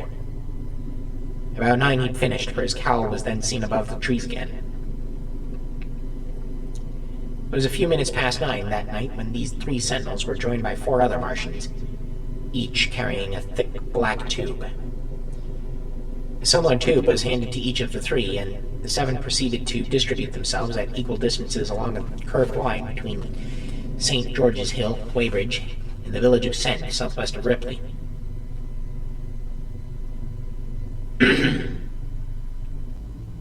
A dozen rockets sprang up out of the hills before them so soon as they began to move, and warned the waiting batteries about Ditton and Escher. At the same time, 4 of their fighting machines, similarly armed with tubes, crossed the river, and 2 of them, black against the western sky, came into sight of myself and the curate as we hurriedly, wearily, and painfully along the road that runs northward out of Halliford. They moved, as it seemed to us, upon a cloud, for a milky mist covered the fields and rose to a third of their height. At this sight, the curate cried faintly in his throat and began running.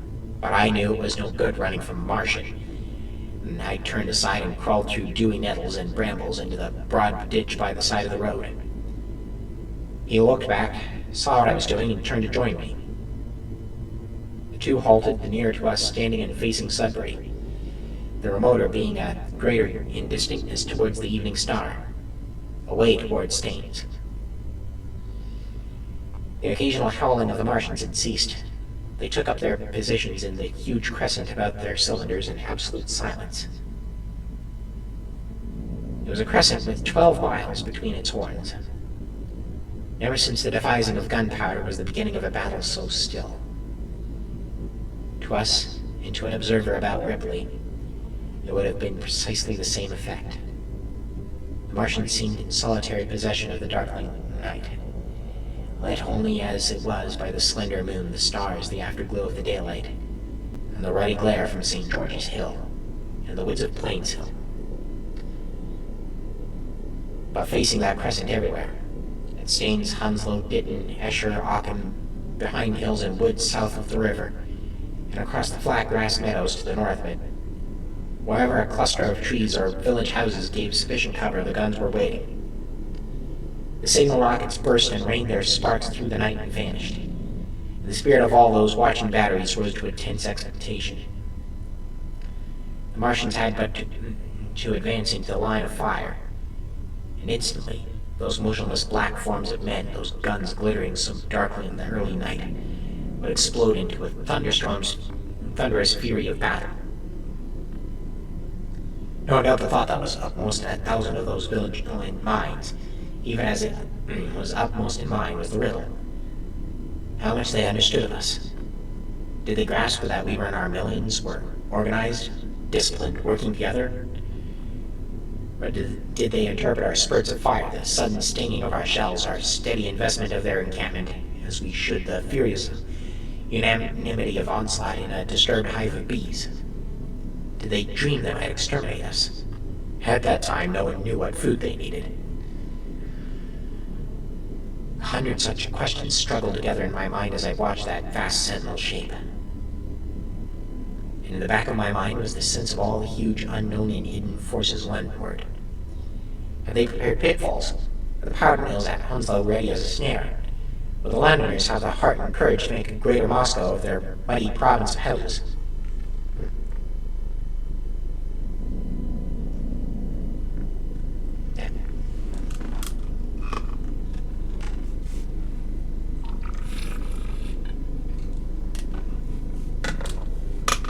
Then, after an interminable time, as it seemed to us, crouching and peering through the hedge.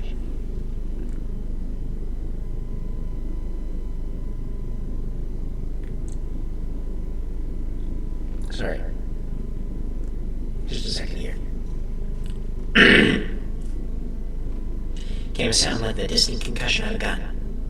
Another nearer, and then another. And then the Martian beside us raised his tube on high and discharged it, gun-wise, with a heavy report that made the ground heave.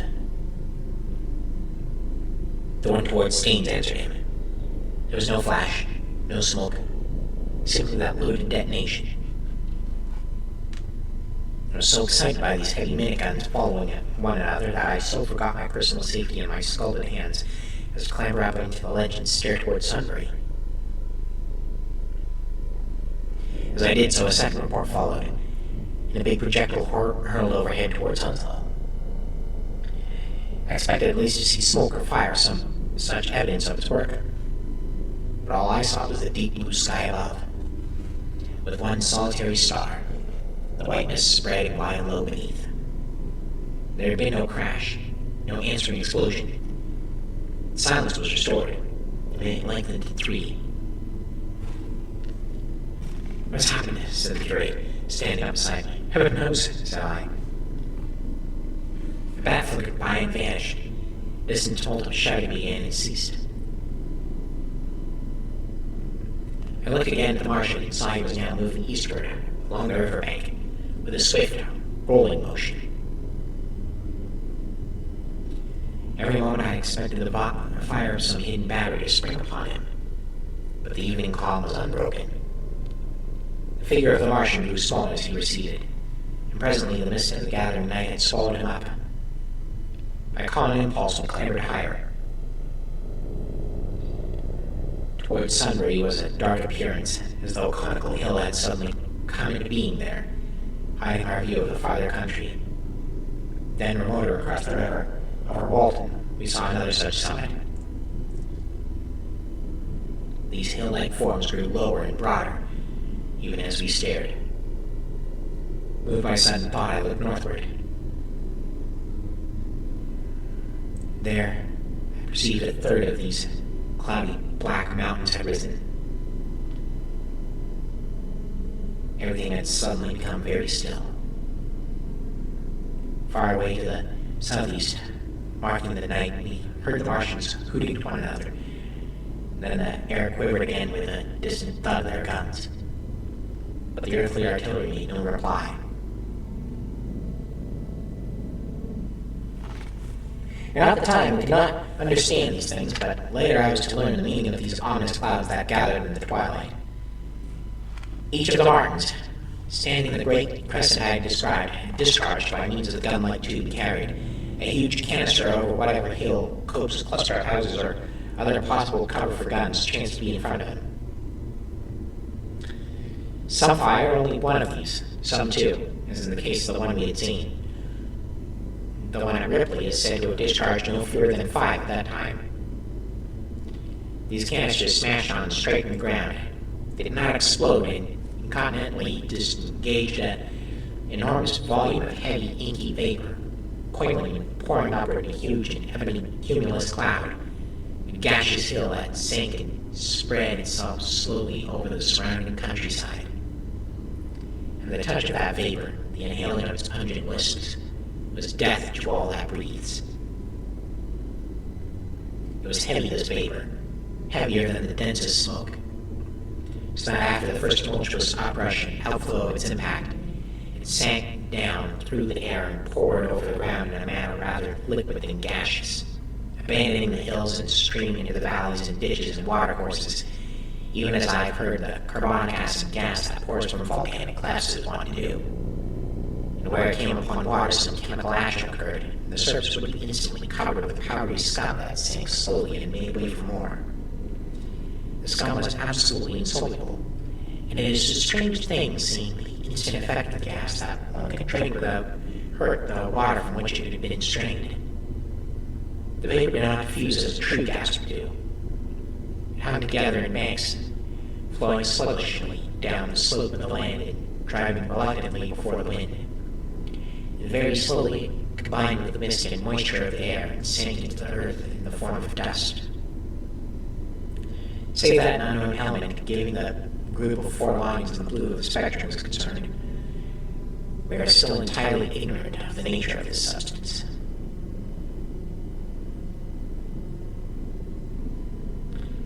Once the tumultuous upheaval of its dispersion was over, the black smoke clung so closely to the ground even before its precipitation that 50 feet up in the air, on the roofs and upper stories of high houses and on great trees, there was a chance of escaping its poison altogether, as was proved even that night at Street Cobham in Ditton. The man who escaped to the former place tells a wonderful story of the strangeness of its coiling flow, and how he looked down from the church spire and saw houses of the village rising like ghosts out of its inky nothingness. For a day and a half he remained there, weary, starving, and sun-scorched. The earth under the blue sky and against the prospect of the distant hills, a velvet blue and black expanse with red roofs, green trees, and later black-veiled shrubs and gates, barns, outhouses, and walls rising here and there into the sunlight.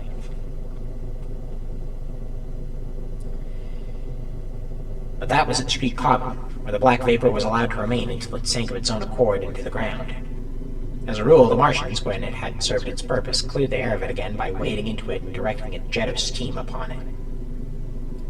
This they did with the vapor banks near us, as we saw in the starlight from the window of a deserted house at Upper Halliford, whither we had returned. From there we could see the searchlights on Richmond Hill and Kingston Hill going to and fro. At about 11 the windows rattled and we heard the sound of huge siege guns that had been put in position there. These continued intermittently for the space of a quarter of an hour, sending chance shots at the invisible Martians at Hampton and Ditton, and then the pale beams of the electric light vanished and were replaced by a bright red glow. Then the fourth cylinder fell, a brilliant green meteor, as I learned afterwards in Bushy Park. Before the guns in the Richmond and Kingston line of hills began, there was a fitful cannonade far away in the southwest, due, I believe, to guns being fired haphazard before the black vapor could overwhelm the gunners. So setting about it as methodically as men might smoke out a wasp's nest, the Martians spread this strange stifling vapor over the Londonward country. The horns of the crescent slowly moved apart, until at last they formed a line from Anvil to Combe and Malden. All night through their destructive tubes advanced. Never once, after the Martian at St. George's Hill was brought down, did they give the artillery the ghost of a chance against them.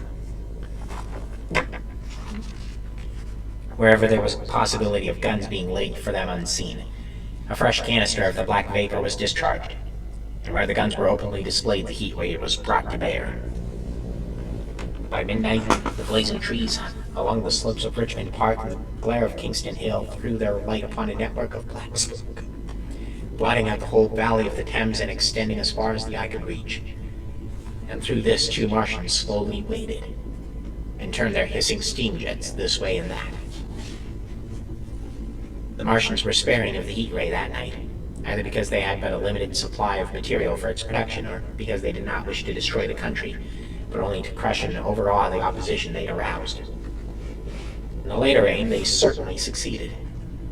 Sunday night was the end of the organized opposition to their movements.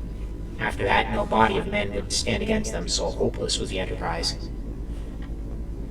Even the crews of the torpedo boats and destroyers that had brought their quick firers up the Thames refused to stop, mutinied, and went down again. The only offensive operation men ventured upon after that night was the preparation of mines and pitfalls, and even in that their energies were fitful and spasmodic. One has to imagine, as well as one may, the fate of those batteries towards Esher, waiting so tensely in the twilight. Survivors there were none. One may picture the orderly expectation, the officers alert and watchful, the gunners ready, the ammunition piled to hand, the limber gunners with their horses and wagons, groups of civilian spectators standing as near as they were permitted, the evening stillness, the ambulances and hospital tents for the burned and wounded from Weybridge, then the dull resonance of the shots the Martians fired, and the clumsy projectile whirling over the trees and houses and smashing among the neighboring fields. One may picture, too, the sudden shifting of the attention, swiftly spreading coils and bellyings of that blackness advancing headlong, towering heavenward, turning the twilight to a palpable darkness. A strange and horrible antagonist of vapor striding upon its victims. Men and horses near it seen dimly, running, shrieking, falling headlong. Shouts of dismay, the guns suddenly abandoned, men choking and breathing on the ground, and the swift broadening out of the opaque cone of smoke. And then night and extinction. Nothing but a silent mass of impenetrable vapor hiding its death. Before dawn, the black vapor was pouring through the streets of Richmond, and the disintegrating organism of government was, with a last expiring effort, rousing the population of London to the necessity of flight.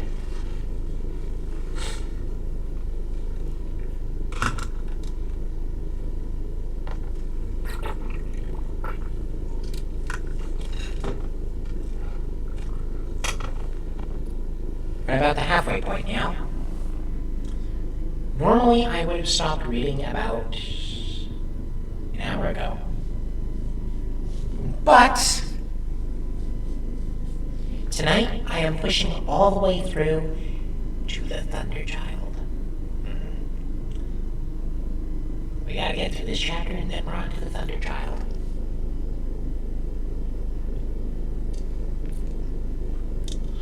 So, Chapter 16. The Exodus from London. So you understand the roaring wave of fear that swept through the greatest city in the world just as Monday was dawning. The stream of flight rushing swiftly into a torrent.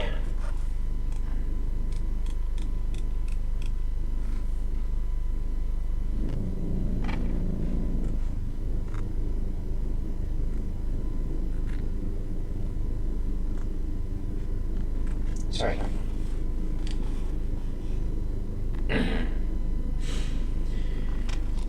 Lashing a foaming tumult round the railway stations, banked up into a horrible struggle about the shipping in the Thames and hurrying by every available channel northward and eastward. By 10 o'clock, the police organization, and by midday, even the railway organizations were losing coherency, losing shape and efficiency, guttering, softening, running at last in that swift liquefaction of the social body. All the railway lines north of the Thames and the southeastern people at Cannon Street had been born by midnight on Sunday, and trains were being filled. People were fighting savagely for standing room in the carriages even at 2 o'clock. By 3, people were being trampled and crushed even in Bishopsgate Street, and a couple of 100 yards or more from Liverpool Street Station. Revolvers were fired, people stabbed, and policemen who had been sent to direct the traffic, exhausted and infuriated, were breaking the heads of the people they were called out to protect. And as the day advanced and the engine drivers and stokers refused to return to London, the pressure of the flight drove the street and people to an ever-thickening multitude away from the stations and along the northward running roads. By midday, a Martian had been seen at Barnes, and a cloud of slowly sinking black vapor drove along the Thames and across the flats of Lambeth, cutting off all escape over the bridges in its sluggish advance. Another bank drove all regularly, and surrounded a little island of survivors in Castle Hill, alive but unable to escape. After a fruitless struggle to get aboard a Northwestern train at Chalk Farm, the engines of the trains that had been loaded in their goods yard were there plowed ahead through shrieking people, and a dozen stalwart men fought to keep the crowd from crushing the driver against his furnace. My brother emerged upon the Chalk Farm road, dodged across through a hurrying swarm of vehicles, and elected to be foremost in the sack of a cycle shop. The front tire of the machine he got was punctured and dragged me through the window, but he got up and off, notwithstanding, with no further injury than a cut wrist. The steep foot of Haverstock Road was impassable owing to several overturned horses, and my brother struck into the Belsize Road. So he got out of the fury and panic, and skirting the Edgewater Road, reached Edgewater about 7, fasting and wearied, but well ahead of the crowd. Along the road, people were standing in the roadway, curious, wondering. It was passed by a number of cyclists, some horsemen, and 2 motor cars. A mile from Edgewater, the rim of the wheel broke and the machine came unrivaled. He left it by the roadside and trudged through the village. There were shops half open in the main street of the place, and people crowded on the pavement, and in the doorways and windows, staring astonished at this extraordinary procession of fugitives that was beginning. He succeeded in getting some food at the inn. For a time he remained in Edinburgh, not knowing what next to do. The flying people increased in number. Many of them, like my brother, seemed inclined to loiter in the place. There was no fresh news of the invaders from Mars. At that time, the road was crowded, but as yet far from congested. Most of the fugitives at that hour were mounted on cycles, but there were soon motor cars, hansom cabs, and carriages hurrying forth, and the dust hung in heavy clouds along the road to St. Albans. It was perhaps a vague idea of making his way to Kelmsport, where some of the friends of his lived, that at last induced my brother to strike onto a quiet lane running eastward. Presently he came upon a stile, and crossing it, followed a footpath northeastward. He passed near several farmhouses and some little places whose names he did not learn. He saw a few fugitives until, in a grass lane towards High Barnet, he happened upon two ladies who became his fellow travelers. He came upon them just in time to save them. He heard their screams and, hurrying around the corner, saw a couple of men struggling to drag them out of the little pony chaise in which they'd been driving, while a third with difficulty held the frightened pony's head. One of the ladies, a short woman dressed in white, was simply screaming. The other, a dark, slender figure, slashed at the man who gripped her arm with a whip she held in her disengaged hand. My brother immediately grasped the situation, shouted, and hurried towards the struggle. One of the men desisted and turned towards him. My brother, realizing from his antagonist's face that a fight was unavoidable, and being an expert boxer, went into him forthwith and sent him down against the wheels of the chaise. There was no time for pugilistic chivalry, and my brother laid him quiet with a kick and gripped the collar of the man who pulled at the slender lady's arm. He heard the clatter of hoofs, the whip stung against his face. A third antagonist struck him between the eyes, and the man he wrenched himself free and made off down the lane in the direction from which he'd come. Partly stunned, he found himself facing a man who had held the horse's head. He became aware of the chaise receding from him down the lane, swaying from side to side, with a woman in it looking back. The man before him, a burly rough, tried to close, and he stopped him with a blow in the face. Then, realizing that he was deserted, he dodged around and made off down the lane after the chaise, the sturdy man behind him, and the fugitive, who had turned now, following remotely. Suddenly he stumbled and fell. His immediate pursuer went headlong, and he rose to his feet to find himself with a couple of antagonists again. He would have had little chance against them had not the slender lady very pluckily pulled up and returned to his help. It seemed she had a revolver all this time, but had been under the seat where she and her companion were attacked. She fired at 6 yards distance, narrowly missing my brother. The less courageous of the robbers made off, and his companion followed him, cursing his cowardice. They both stopped in sight down the lane, where the third lane made insensible. "Take this," said the slender lady, and she gave my brother the revolver. "Go back to the chaise," said my brother, wiping his blood from his split lip. She turned without a word. They were both panting, and they went back to where the lady in white struggled to hold back the frightened pony. The robbers had evidently had enough of it. When my brother looked again, they were retreating.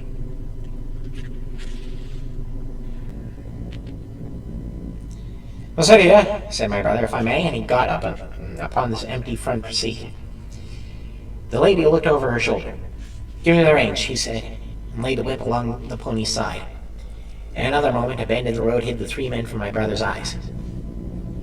So quite unexpectedly, my brother found himself, panting with a cut mouth, bruised jaw, and blood-stained knuckles, driving along an unknown lane with these two women.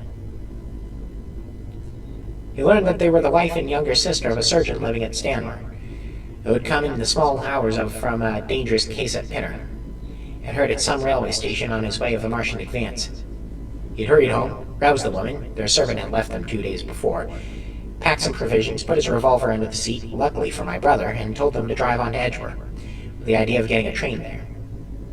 He stopped behind to tell the neighbors. He would overtake them, he said, at about 4:30 in the morning, and now it was nearly 9, and they'd seen nothing of him. They could not stop in Edgware because of the growing traffic through the place, and so they had come into this side lane. That was where the story they told my brother in fragments, when presently they stopped again nearer to New Barnet. He promised to stay with them, at least until they could determine what to do or until the missing man arrived, and professed to be an excellent shot with a revolver, a weapon strange to him, in order to give them confidence. They made a sort of encampment by the wayside, and the pony became happy in the hedge. He told them of his own escape out of London, and all he knew of these Martians and their ways. The sun crept higher in the sky, and after a time their talk died out and gave place to an uneasy sense of anticipation. Several wayfarers came along the lane, and of these my brother gathered such news as he could. Every broken answer he had deepened his impression of the great disaster that had come on humanity, deepened his persuasion of the immediate necessity for persecuting this blight. He urged the matter upon them. "We have money," said the sundered woman, and hesitated. Her eyes met my brother's, and her hesitation ended. "So have I," said my brother. She explained that they'd as much as 30 pounds in gold, besides a 5-pound note, and suggested that with that they might get upon a train at St. Albans or New Barnet. My brother thought that was hopeless, seeing the fury of the Londoners crowd upon the trains, and broached his own idea of striking across Essex towards Harwich, and thence escaping from the country altogether. Mrs. Elphinstone, that was the name of the woman in white, would listen to no reasoning and kept calling upon George. But her sister-in-law was astonishingly quiet and deliberate, and at last agreed to my brother's suggestion. So designing to cross the Great North Road, they went on towards Barnet, my brother leaving the pony to save it as much as possible. As the sun crept up the sky, the day became excessively hot, and underfoot a thick, whitish sand grew burning and blinding, so that they traveled only very slowly. The hedges were gray with dust. As they advanced towards Barnet, a tumultuous murmuring grew stronger. They began to meet more people. For the most part, these were staring before them, murmuring indistinct questions, jaded, haggard, unclean. One man in evening dress pressed up them on foot, past them on foot, his eyes on the ground. They heard his voice and looked back at him, saw one hand clutched in his hair and the other beating invisible things. This paroxysm of rage over, he went on his way without once looking back. As my brother's party went on towards the crossroads in the south of Barnet, they saw a woman approaching the road across some fields on their left, carrying a child and with 2 other children. And they passed a man in dirty black, with a thick stick in one hand and a small portmanteau in the other. Then round the corner of the lane, from between the villas that guarded it in its confidence with the high road, came a little cart drawn by a sweating black pony and driven by a sallow youth in a bowler hat, gray with dust. There were 3 girls, East End factory girls, and a couple of little children crowded in the cart.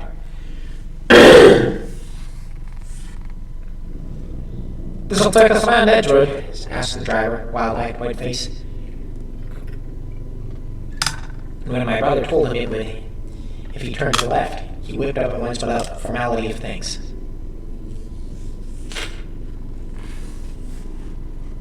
My brother noticed a pale gray smoke or haze rising among the houses in front of them, veiling the white facade of a terrace beyond the road that appeared between the backs of the villas.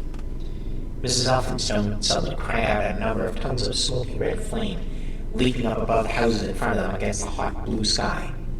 The tumultuous noise resolved itself now into the disorderly mingling of many voices, the grinding of men and wheels, the creaking of wagons, and the staccato of hooves. The lane came round sharply not 50 yards from the crossroads. "Good heavens!" cried Mrs. Elphinstone. "What is this you're all driving us into?" My brother stopped. The main road was a boiling stream of people, a torrent of human beings rushing northwards, one pressing on another. A great bank of dust, white and luminous in the blaze of the sun, made everything within 20 feet of the ground gray and indistinct, and was perpetually renewed by the hurrying feet of a dense crowd of horses and men and women on foot, and by the wheels of vehicles of every description. "Why, my brother?" heard voices crowding. "Make way!" It was like riding into the smoke of a fire to approach the meeting point of the lane and road. The crowd roared like a fire, and the dust was hot and pungent. And indeed, a little way up the road, a villa was burning and sending more roiling masses of black smoke across the road to add to the confusion. 2 men came past them. Then a dirty woman, carrying a heavy bundle and weeping. A lost retriever dog with hanging tongue circled dubiously round them, scared and wretched, and fled at my brother's threat.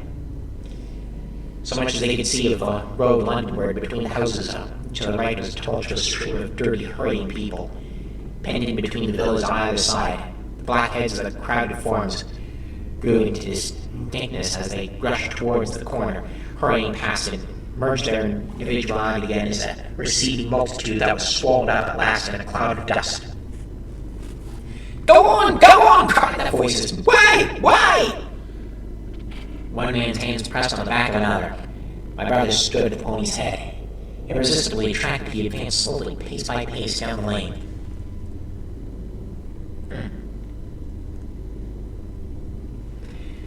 Everywhere had been a scene of confusion. Chalk farmer, riotous tumult. But this was a whole population movement. It is hard to imagine that host. It had no character of its own.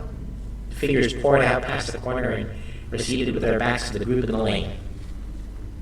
Along the margin came those who were on foot, threatened by the wheels, stumbling in the ditches, blundering into one another.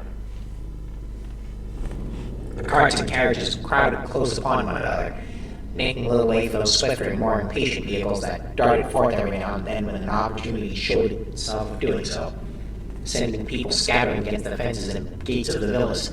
Push on, was the cry. Push on, they're coming! In one cart stood a blind man in the uniform of the Salvation Army, gesticulating with crooked fingers and bawling, "Eternity!" His voice was hoarse and very loud, so that my brother could hear him from long after he was lost to sight in the dust. Some of the people who crowded in the carts whipped stupidly at the horses and quarreled with other drivers. Some sat motionless, staring at nothing with miserable eyes. Some gnawed their hands with thirst or lay prostrate in the bottoms of their conveyances. The horses' bits were covered with foam, their eyes bloodshot. There were cabs, carriages, shop cars, wagons, beyond counting a mail cart, a road cleaner's cart marked Vestry of St. Pancras, a huge timber wagon crowded with roughs, a brewer's drag rumbled by with its 2 near wheels splashed with fresh blood. Clear away! Cried the voices. Clear away! Eternity! Came echoing up the road. There was a sad, haggard woman trampling by, well-dressed with children that cried and stumbled, their dainty clothes smothered with dust, their weary faces smeared with tears. With many of these came men, sometimes hopeful, sometimes lowering and savage. Fighting side by side with them pushed some weary street outcast in fading black rags, wide-eyed and loud-voiced and foul-mouthed. There were sturdy workmen thrusting their way along, wretched unkempt men, clothed like clerks or shopmen, struggling spasmodically. A wounded soldier, my brother noticed. Men dressed in the clothes of railway porters, one wretched creature in a nightshirt with a coat thrown over it. But varied as its composition was, certain things all that host had in common. There were fear and pain on their faces, and fear behind them. A tumult up the road, quarrel for a place in a wagon, sent the whole host of them quickening their pace. Even a man so scared and broken that his knees bent under him was galvanized for a moment into renewed activity. The heat and dust had already been at work upon this multitude. Their skins were dry, their lips black and cracked. They were all thirsty, weary, and footsore. And amid the various cries one heard disputes, reproaches, groans of weariness and fatigue. The voices of most of them were hoarse and weak. Through it all ran a refrain. Why? The Martians are coming! Few stopped and came aside from that flood. The lane opened slantingly into the main road with a narrow opening, and had a delusive appearance of coming from the direction of London. Yet a kind of eddy of people drove into its mouth, weaklings elbowed out of the stream, who for the most part rested but a moment before plunging into it again. A little way down the lane, where 2 friends bending over him, lay a man with a bare leg wrapped around with bloody rags. He was a lucky man to have friends. A little old man with a gray military mustache and a filthy black frock coat limped out and sat down beside the tramp, removed his boot. His sock was bloody and blood-stained, shook at a pebble and hobbled on again. Then a little girl of 8 or 9, all alone, threw herself upon the hedge close by my brother, weeping. I can't go on. I can't. My brother woke from his torpor of astonishment, lifted her up, speaking gently to her, and carried her to Miss Elphinstone. So soon as my brother touched her, she became quite still, as if frightened. "Ellen!" shrieked the woman in the crowd with tears in her voice. "Ellen!" And the child suddenly darted away from my brother, crying, "Mother! The Queen!" said a woman on horseback, riding past her along the way. "I don't want it!" bawled the coachman, towering high, and my brother saw a closed carriage turning into the lane. The people crushed back on one another to avoid the horse. My brother pushed the pony and chaise back into the hedge, and the man drove by and stopped at the turn of the way. It was a carriage with a pole for a pair of horses, but only one was in the traces. My brother saw dimly through the dust that 2 men lifted out something on a white stretcher and put it gently on the grass beneath the privet hedge. One of the men came running to my brother. "Is that any water? He's dying fast and very thirsty. It's Lord Garrick." "Lord Garrick," said my brother, "Chief Justice. The water. There may be a tap in some of the houses. We have no water. I dare not leave my people." The man pushed against the crowd towards the gate of the corner house. "Go on," said the people, thrusting at him. "They're coming. Go on!"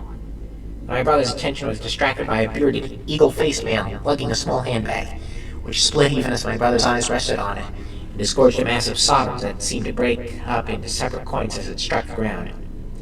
They rolled hither and thither among the struggling feet of men and horses.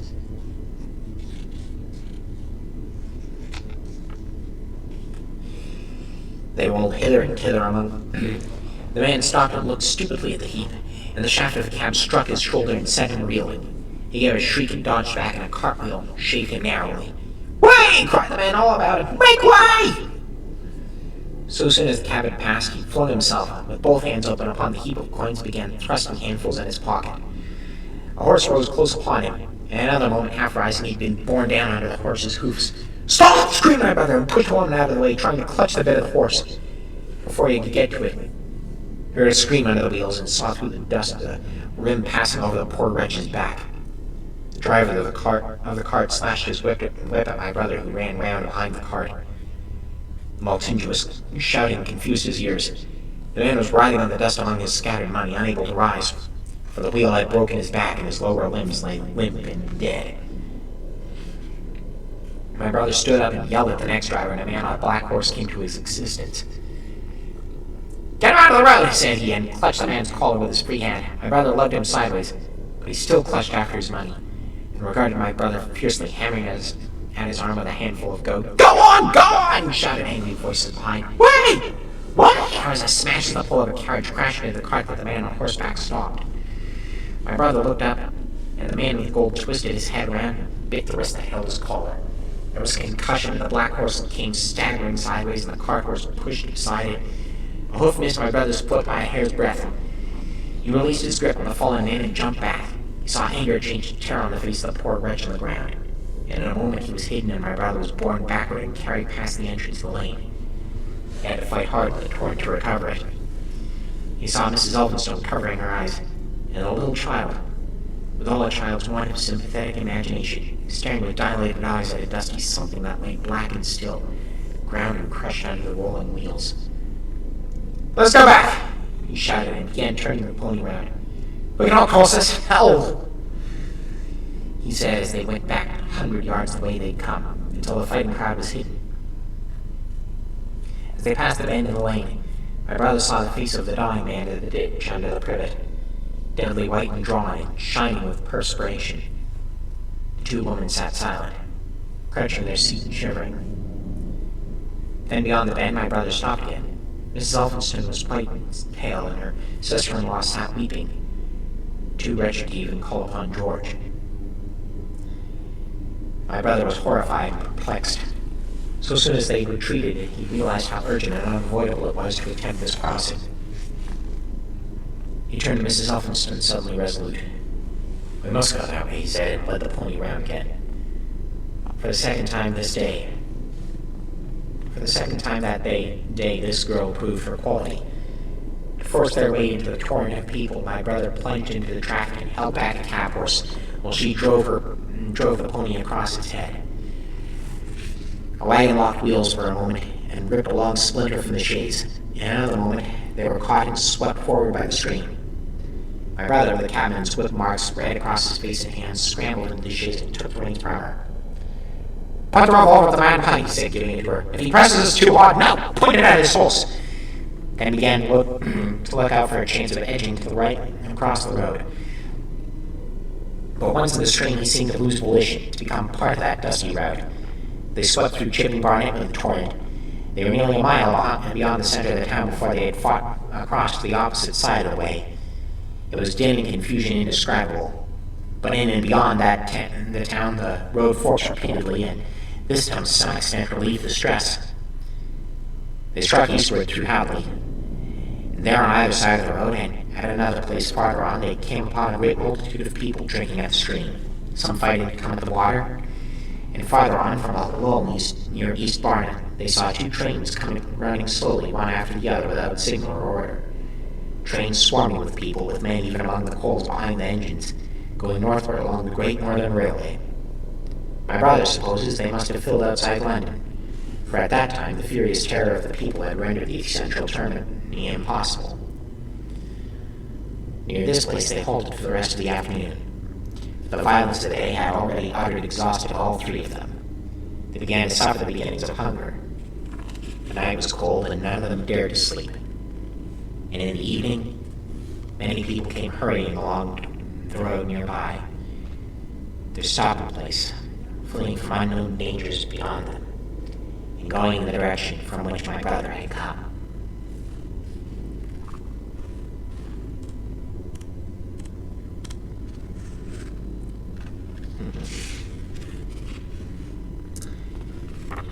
And at last we come to chapter 17.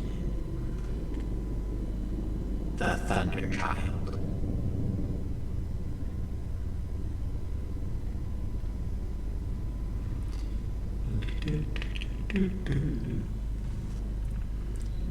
There's a song for that. From one of the many adaptations. Moving swiftly through the waters, cannons blazing as she came, brought a mighty metal warlord, crashing down in sheets of flame. Anyway. Yeah, if my voice is sounding rough, it's because I am now out of water, actually. So before I start chapter 17, I'm gonna take a break for a minute and go grab some water.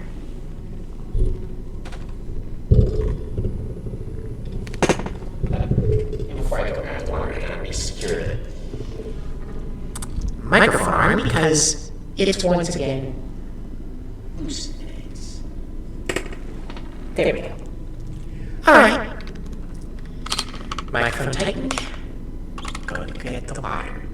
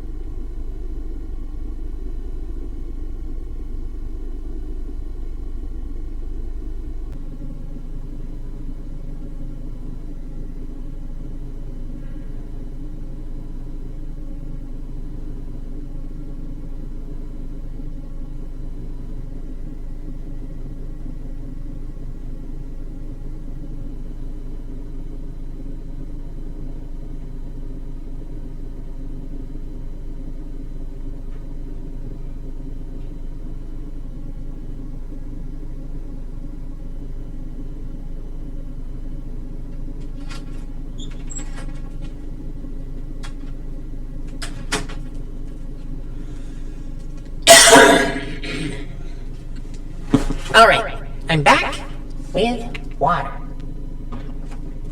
Ow. Yeah.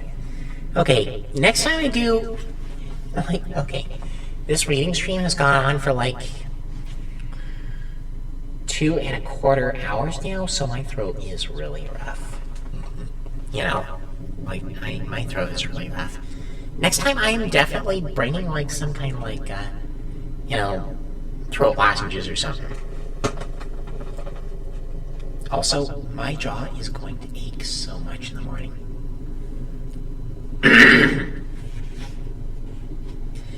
Chapter 17. The Thunderchild. Now, the Martians aimed only at destruction. They might on Monday have annihilated the entire population of London as it spread itself slowly through the home counties.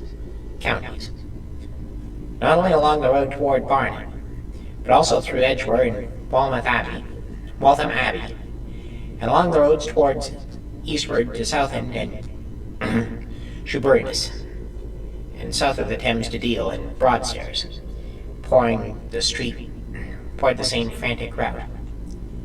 One could have hung that June morning in a balloon in the blazing blue above London. Every northward and eastward road running out of the tangled maze of streets would have seemed stippled black with the streaming of fugitives, each dot a human agony of terror and physical distress. I have set forth at length in the last chapter my brother's account of the road through Chipping Barnet, in order that my readers may realize how that swarming of black dots appeared to one of those concerned. Never before in the history of the world had such a mass of human beings moved and suffered together. The legendary hosts of Goths and Huns, the hugest armies Asia has ever seen, would have been but a drop in that current. And this was no disciplined march. It was a stampede. A stampede gigantic and terrible. Without order and without goal, 6 million people, unarmed and unprovisioned, driving headlong. It was the beginning of the rout of civilization, of the massacre of mankind. Directly below him, the balloonist would have seen the network of streets far and wide, houses, churches, squares, crescents, gardens already derelict, spread out like a huge map, and the southward blotted. A railing Richmond, Wimbledon, would have seemed as if some monstrous pen had flung ink upon the chart. Steadily, incessantly, each black splash grew and spread, shooting out ramifications this way and that, now banking itself against rising ground, now pouring swiftly over a crest into a newfound valley, exactly as a gout of ink would spread itself upon blotting paper. And beyond, over the blue hills that rise southward of the river, the glittering Martians went to and fro, calmly and methodically spreading their poison cloud over this patch of country, and then over that, laying it again with their steam jets when it had served its purpose, and taking possession of the conquered country. They do not seem to have aimed at extermination so much as a complete demoralization and the destruction of any opposition. They exploded any stores of powder they came upon, cut every telegraph and wrecked the railways here and there. They were hamstringing mankind. They seemed in no hurry to extend the field of their operations. It did not come beyond the central part of London all that day. It is possible that a very considerable number of people in London stuck to their houses through Monday morning. Certain it is that many died at home suffocated by the black smoke. Until about midday, the Pool of London was an astonishing scene. Steamboats and shipping of all sorts lay there, tempted by the enormous sums of money offered by fugitives, and it is said that many who swam out to these vessels were thrust off with boathooks and drowned. About 1 o'clock in the afternoon, the thinning remnant of a cloud of the black vapor appeared between the arches of Blackfriars Bridge. At that, the pool became a scene of mad confusion, fighting, and collision, and for some time a multitude of boats and barges jammed in the northern arch of the Tower Bridge, and the sailors and lightermen had to fight savagely against the people who swarmed upon them from the riverfront. People were actually clambering down the piers of the bridge from above. When an hour later a Martian appeared beyond the clock tower and waded down the river, nothing but wreckage floated above Lagos. Of the falling of the fifth cylinder, I have presently to tell. The sixth star fell at Wimbledon. My brother, keeping watch beside the woman in the shades of in the meadow, saw the green flash of it far beyond the hills. On Tuesday, the little party, still setting upon getting across the sea, made its way through the swarming country towards Colchester. The news that the Martians were now in possession of the whole of London was confirmed. They had been seen at Highgate, and even it was said in Easton, but they did not come into my brother's view until the morrow.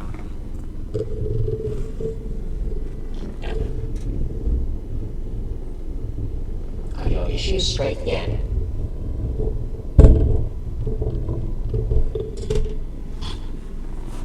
Do I still have hot? Yes, I do. Excellent. Okay. So,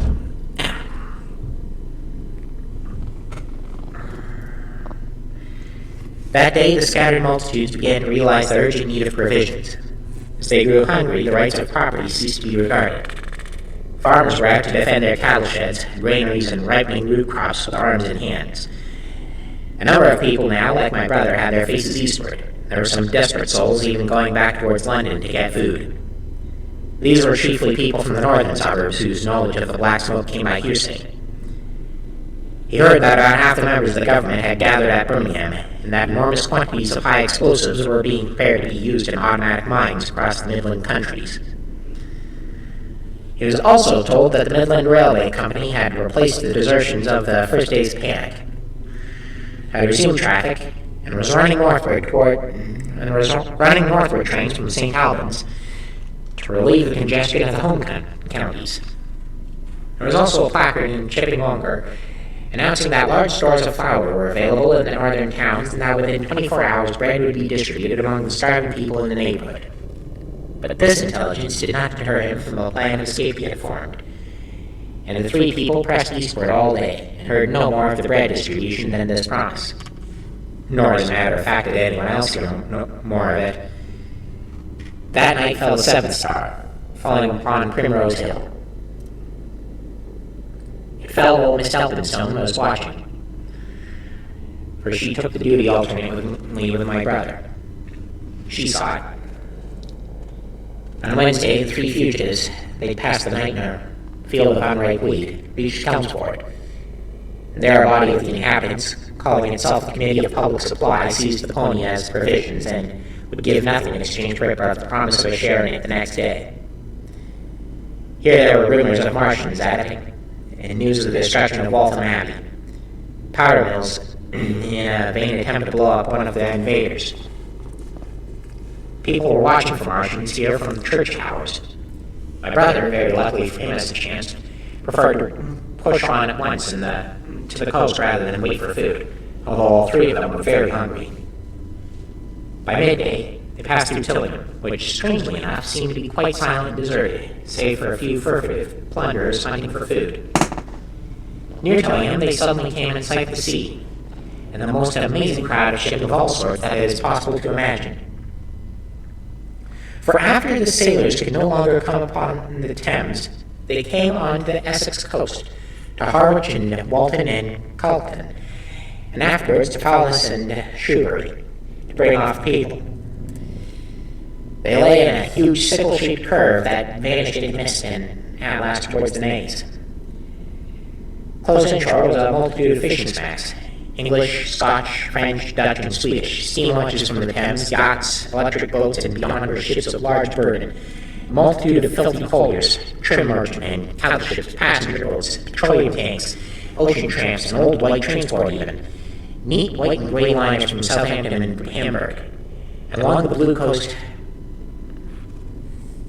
across the Blackwater, my brother could make out dimly a dense swarm of boats chaffering with the people on the beach, the swarm which also extended up the Blackwater almost to Malden. About a couple of miles out lay an ironclad, very low in the water, almost to my brother's perception, like a waterlogged ship. This was the ram Thunderchild. It was the only warship in sight, but far away to the right over the smooth surface of the sea, for that day there was a dead calm, lay a serpent of black smoke to mark the next ironclads to the Channel Fleet, which hovered in an extended line, steam up and ready for action, across the Thames estuary towards the course of the Martian conquest, vigilant and yet powerless to prevent it. At the sight of the sea, Miss Elphinstone, in spite of the assurances of her sister-in-law, gave way to panic. She'd never been out of England before. Mrs. Elphinstone, sorry, not Miss Elphinstone. Miss Elphinstone is, well, doing quite well.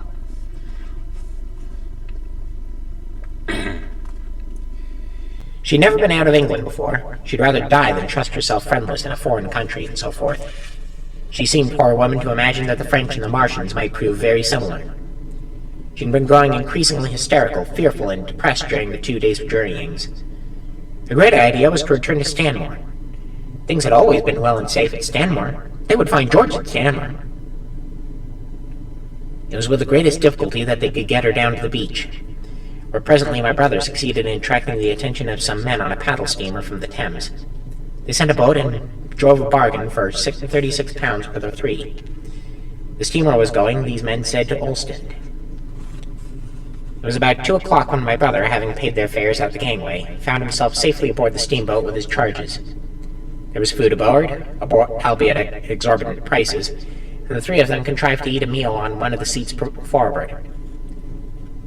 There were already a couple score passengers aboard, some of whom had expended their last money in securing a passage, but the captain lay off the Blackwater until 5 in the afternoon, picking up passengers until the seated decks were even dangerously crowded.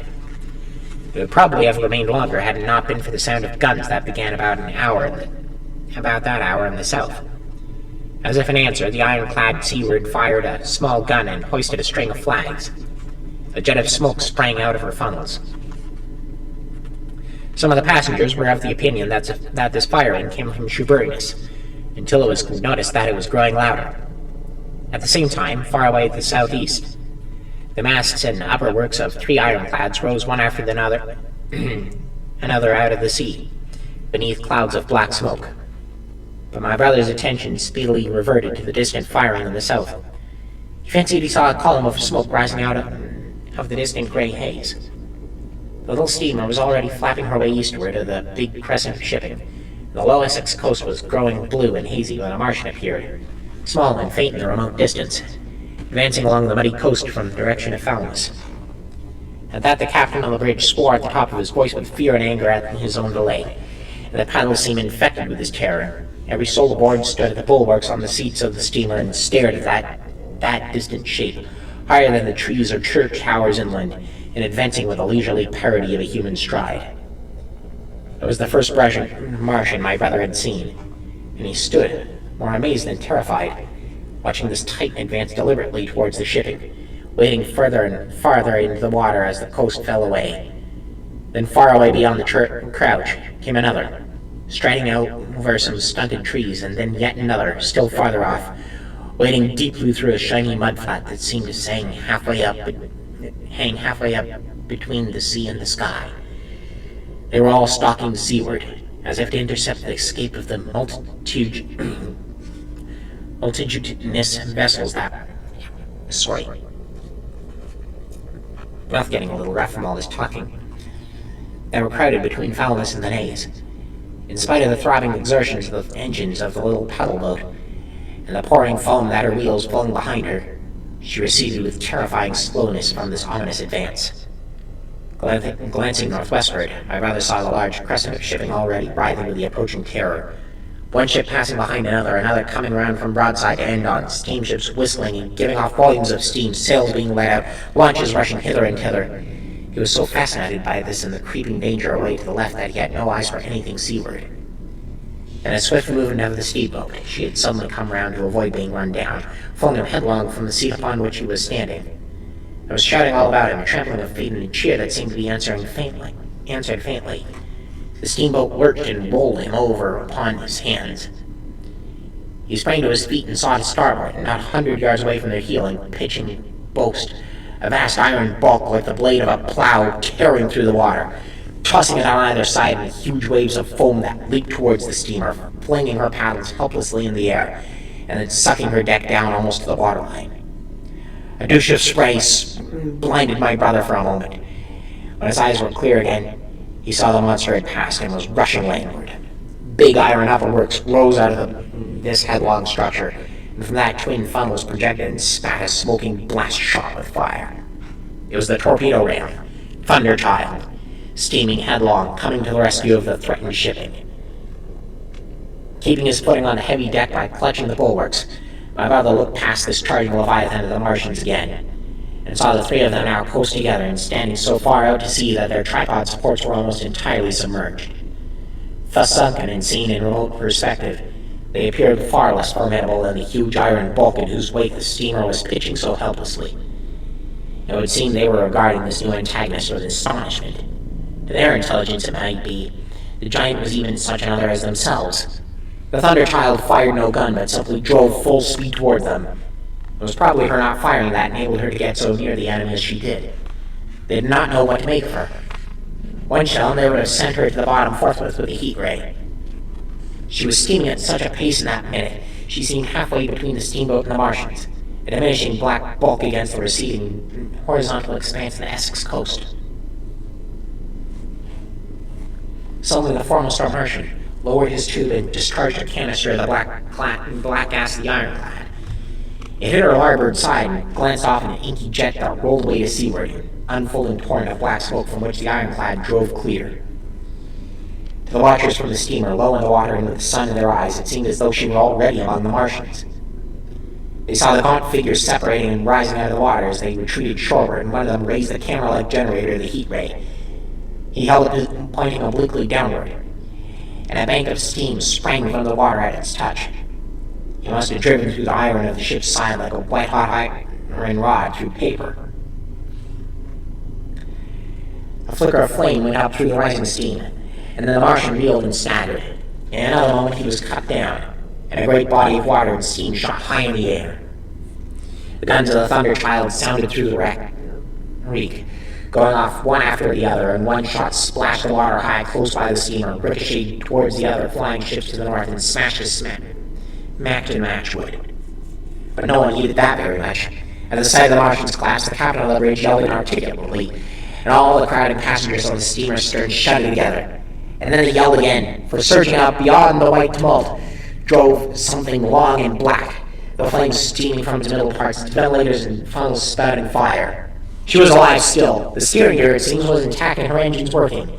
She headed straight for a second Martian, and was within 100 yards of him when the heat ray came to bear. Then with a violent thud, a blinding flash, her decks, her funnels leaped upwards. The Martian staggered with the violence of her explosion, and in another moment, the flaming wreckage, still driving forward with the impetus of its pace, had struck him and crumpled him up like a thing of cardboard. My brother shouted involuntarily. Boiling bolt of steam hit everything again. "Two!" yelled the captain. Everyone was shouting. The whole steamer from end to end rang with frantic cheering that was taken up first by one and then by all in the crowded multitude of ships and boats that was driving out to sea. The steam hung upon the water for many minutes, hiding the third Martian at the coast altogether.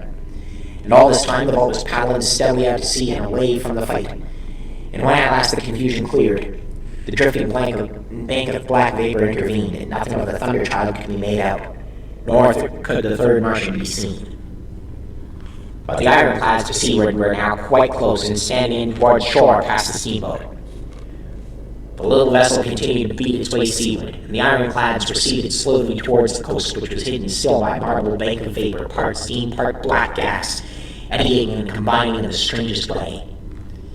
The fleet of refugees were scattered to the northeast. Several smacks were sailing between the ironclads and the steamboat. After a time, and before they reached the sinking cloud bank, the warships turned northward, then abruptly went out and passed into the thickening haze of evening southward.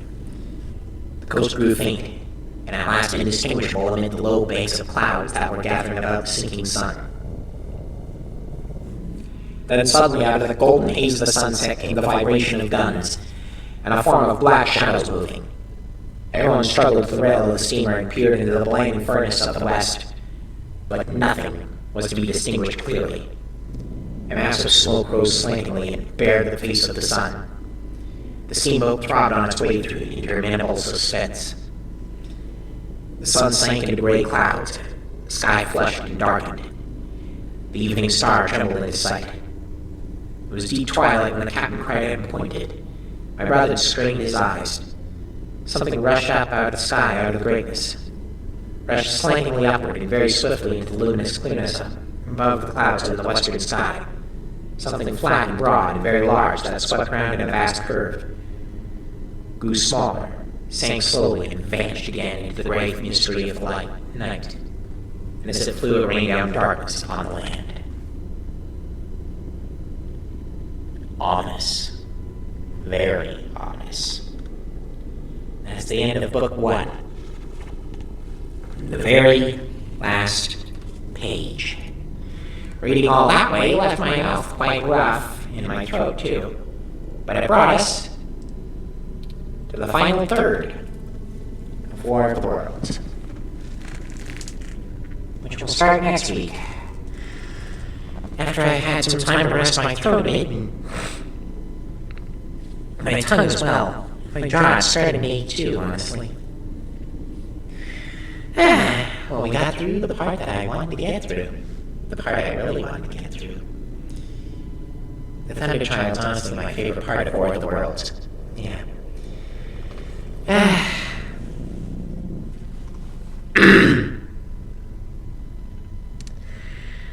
Well, we're on the other end. My throat is destroyed. And we're gonna have to stop for today. Yep. And then, on Thursday, it's back to working on the animation. Gonna have to make some adjustments to the tripod. I'd kind of forgotten about the fact that their head was sort of separate from the rest of the body, like it moved independently from the rest of the body. So I'm gonna have to redo that part of the design. Yeah. My current idea is like a body that goes closer to a Metal Gear than the traditional tripod image. But I think it's really a sort of interesting idea. Yeah. You'll see when it's ready. Anyway, tired? Sore? Time for bed, I think. I'll see you on Thursday. Have a safe trip home. Bye.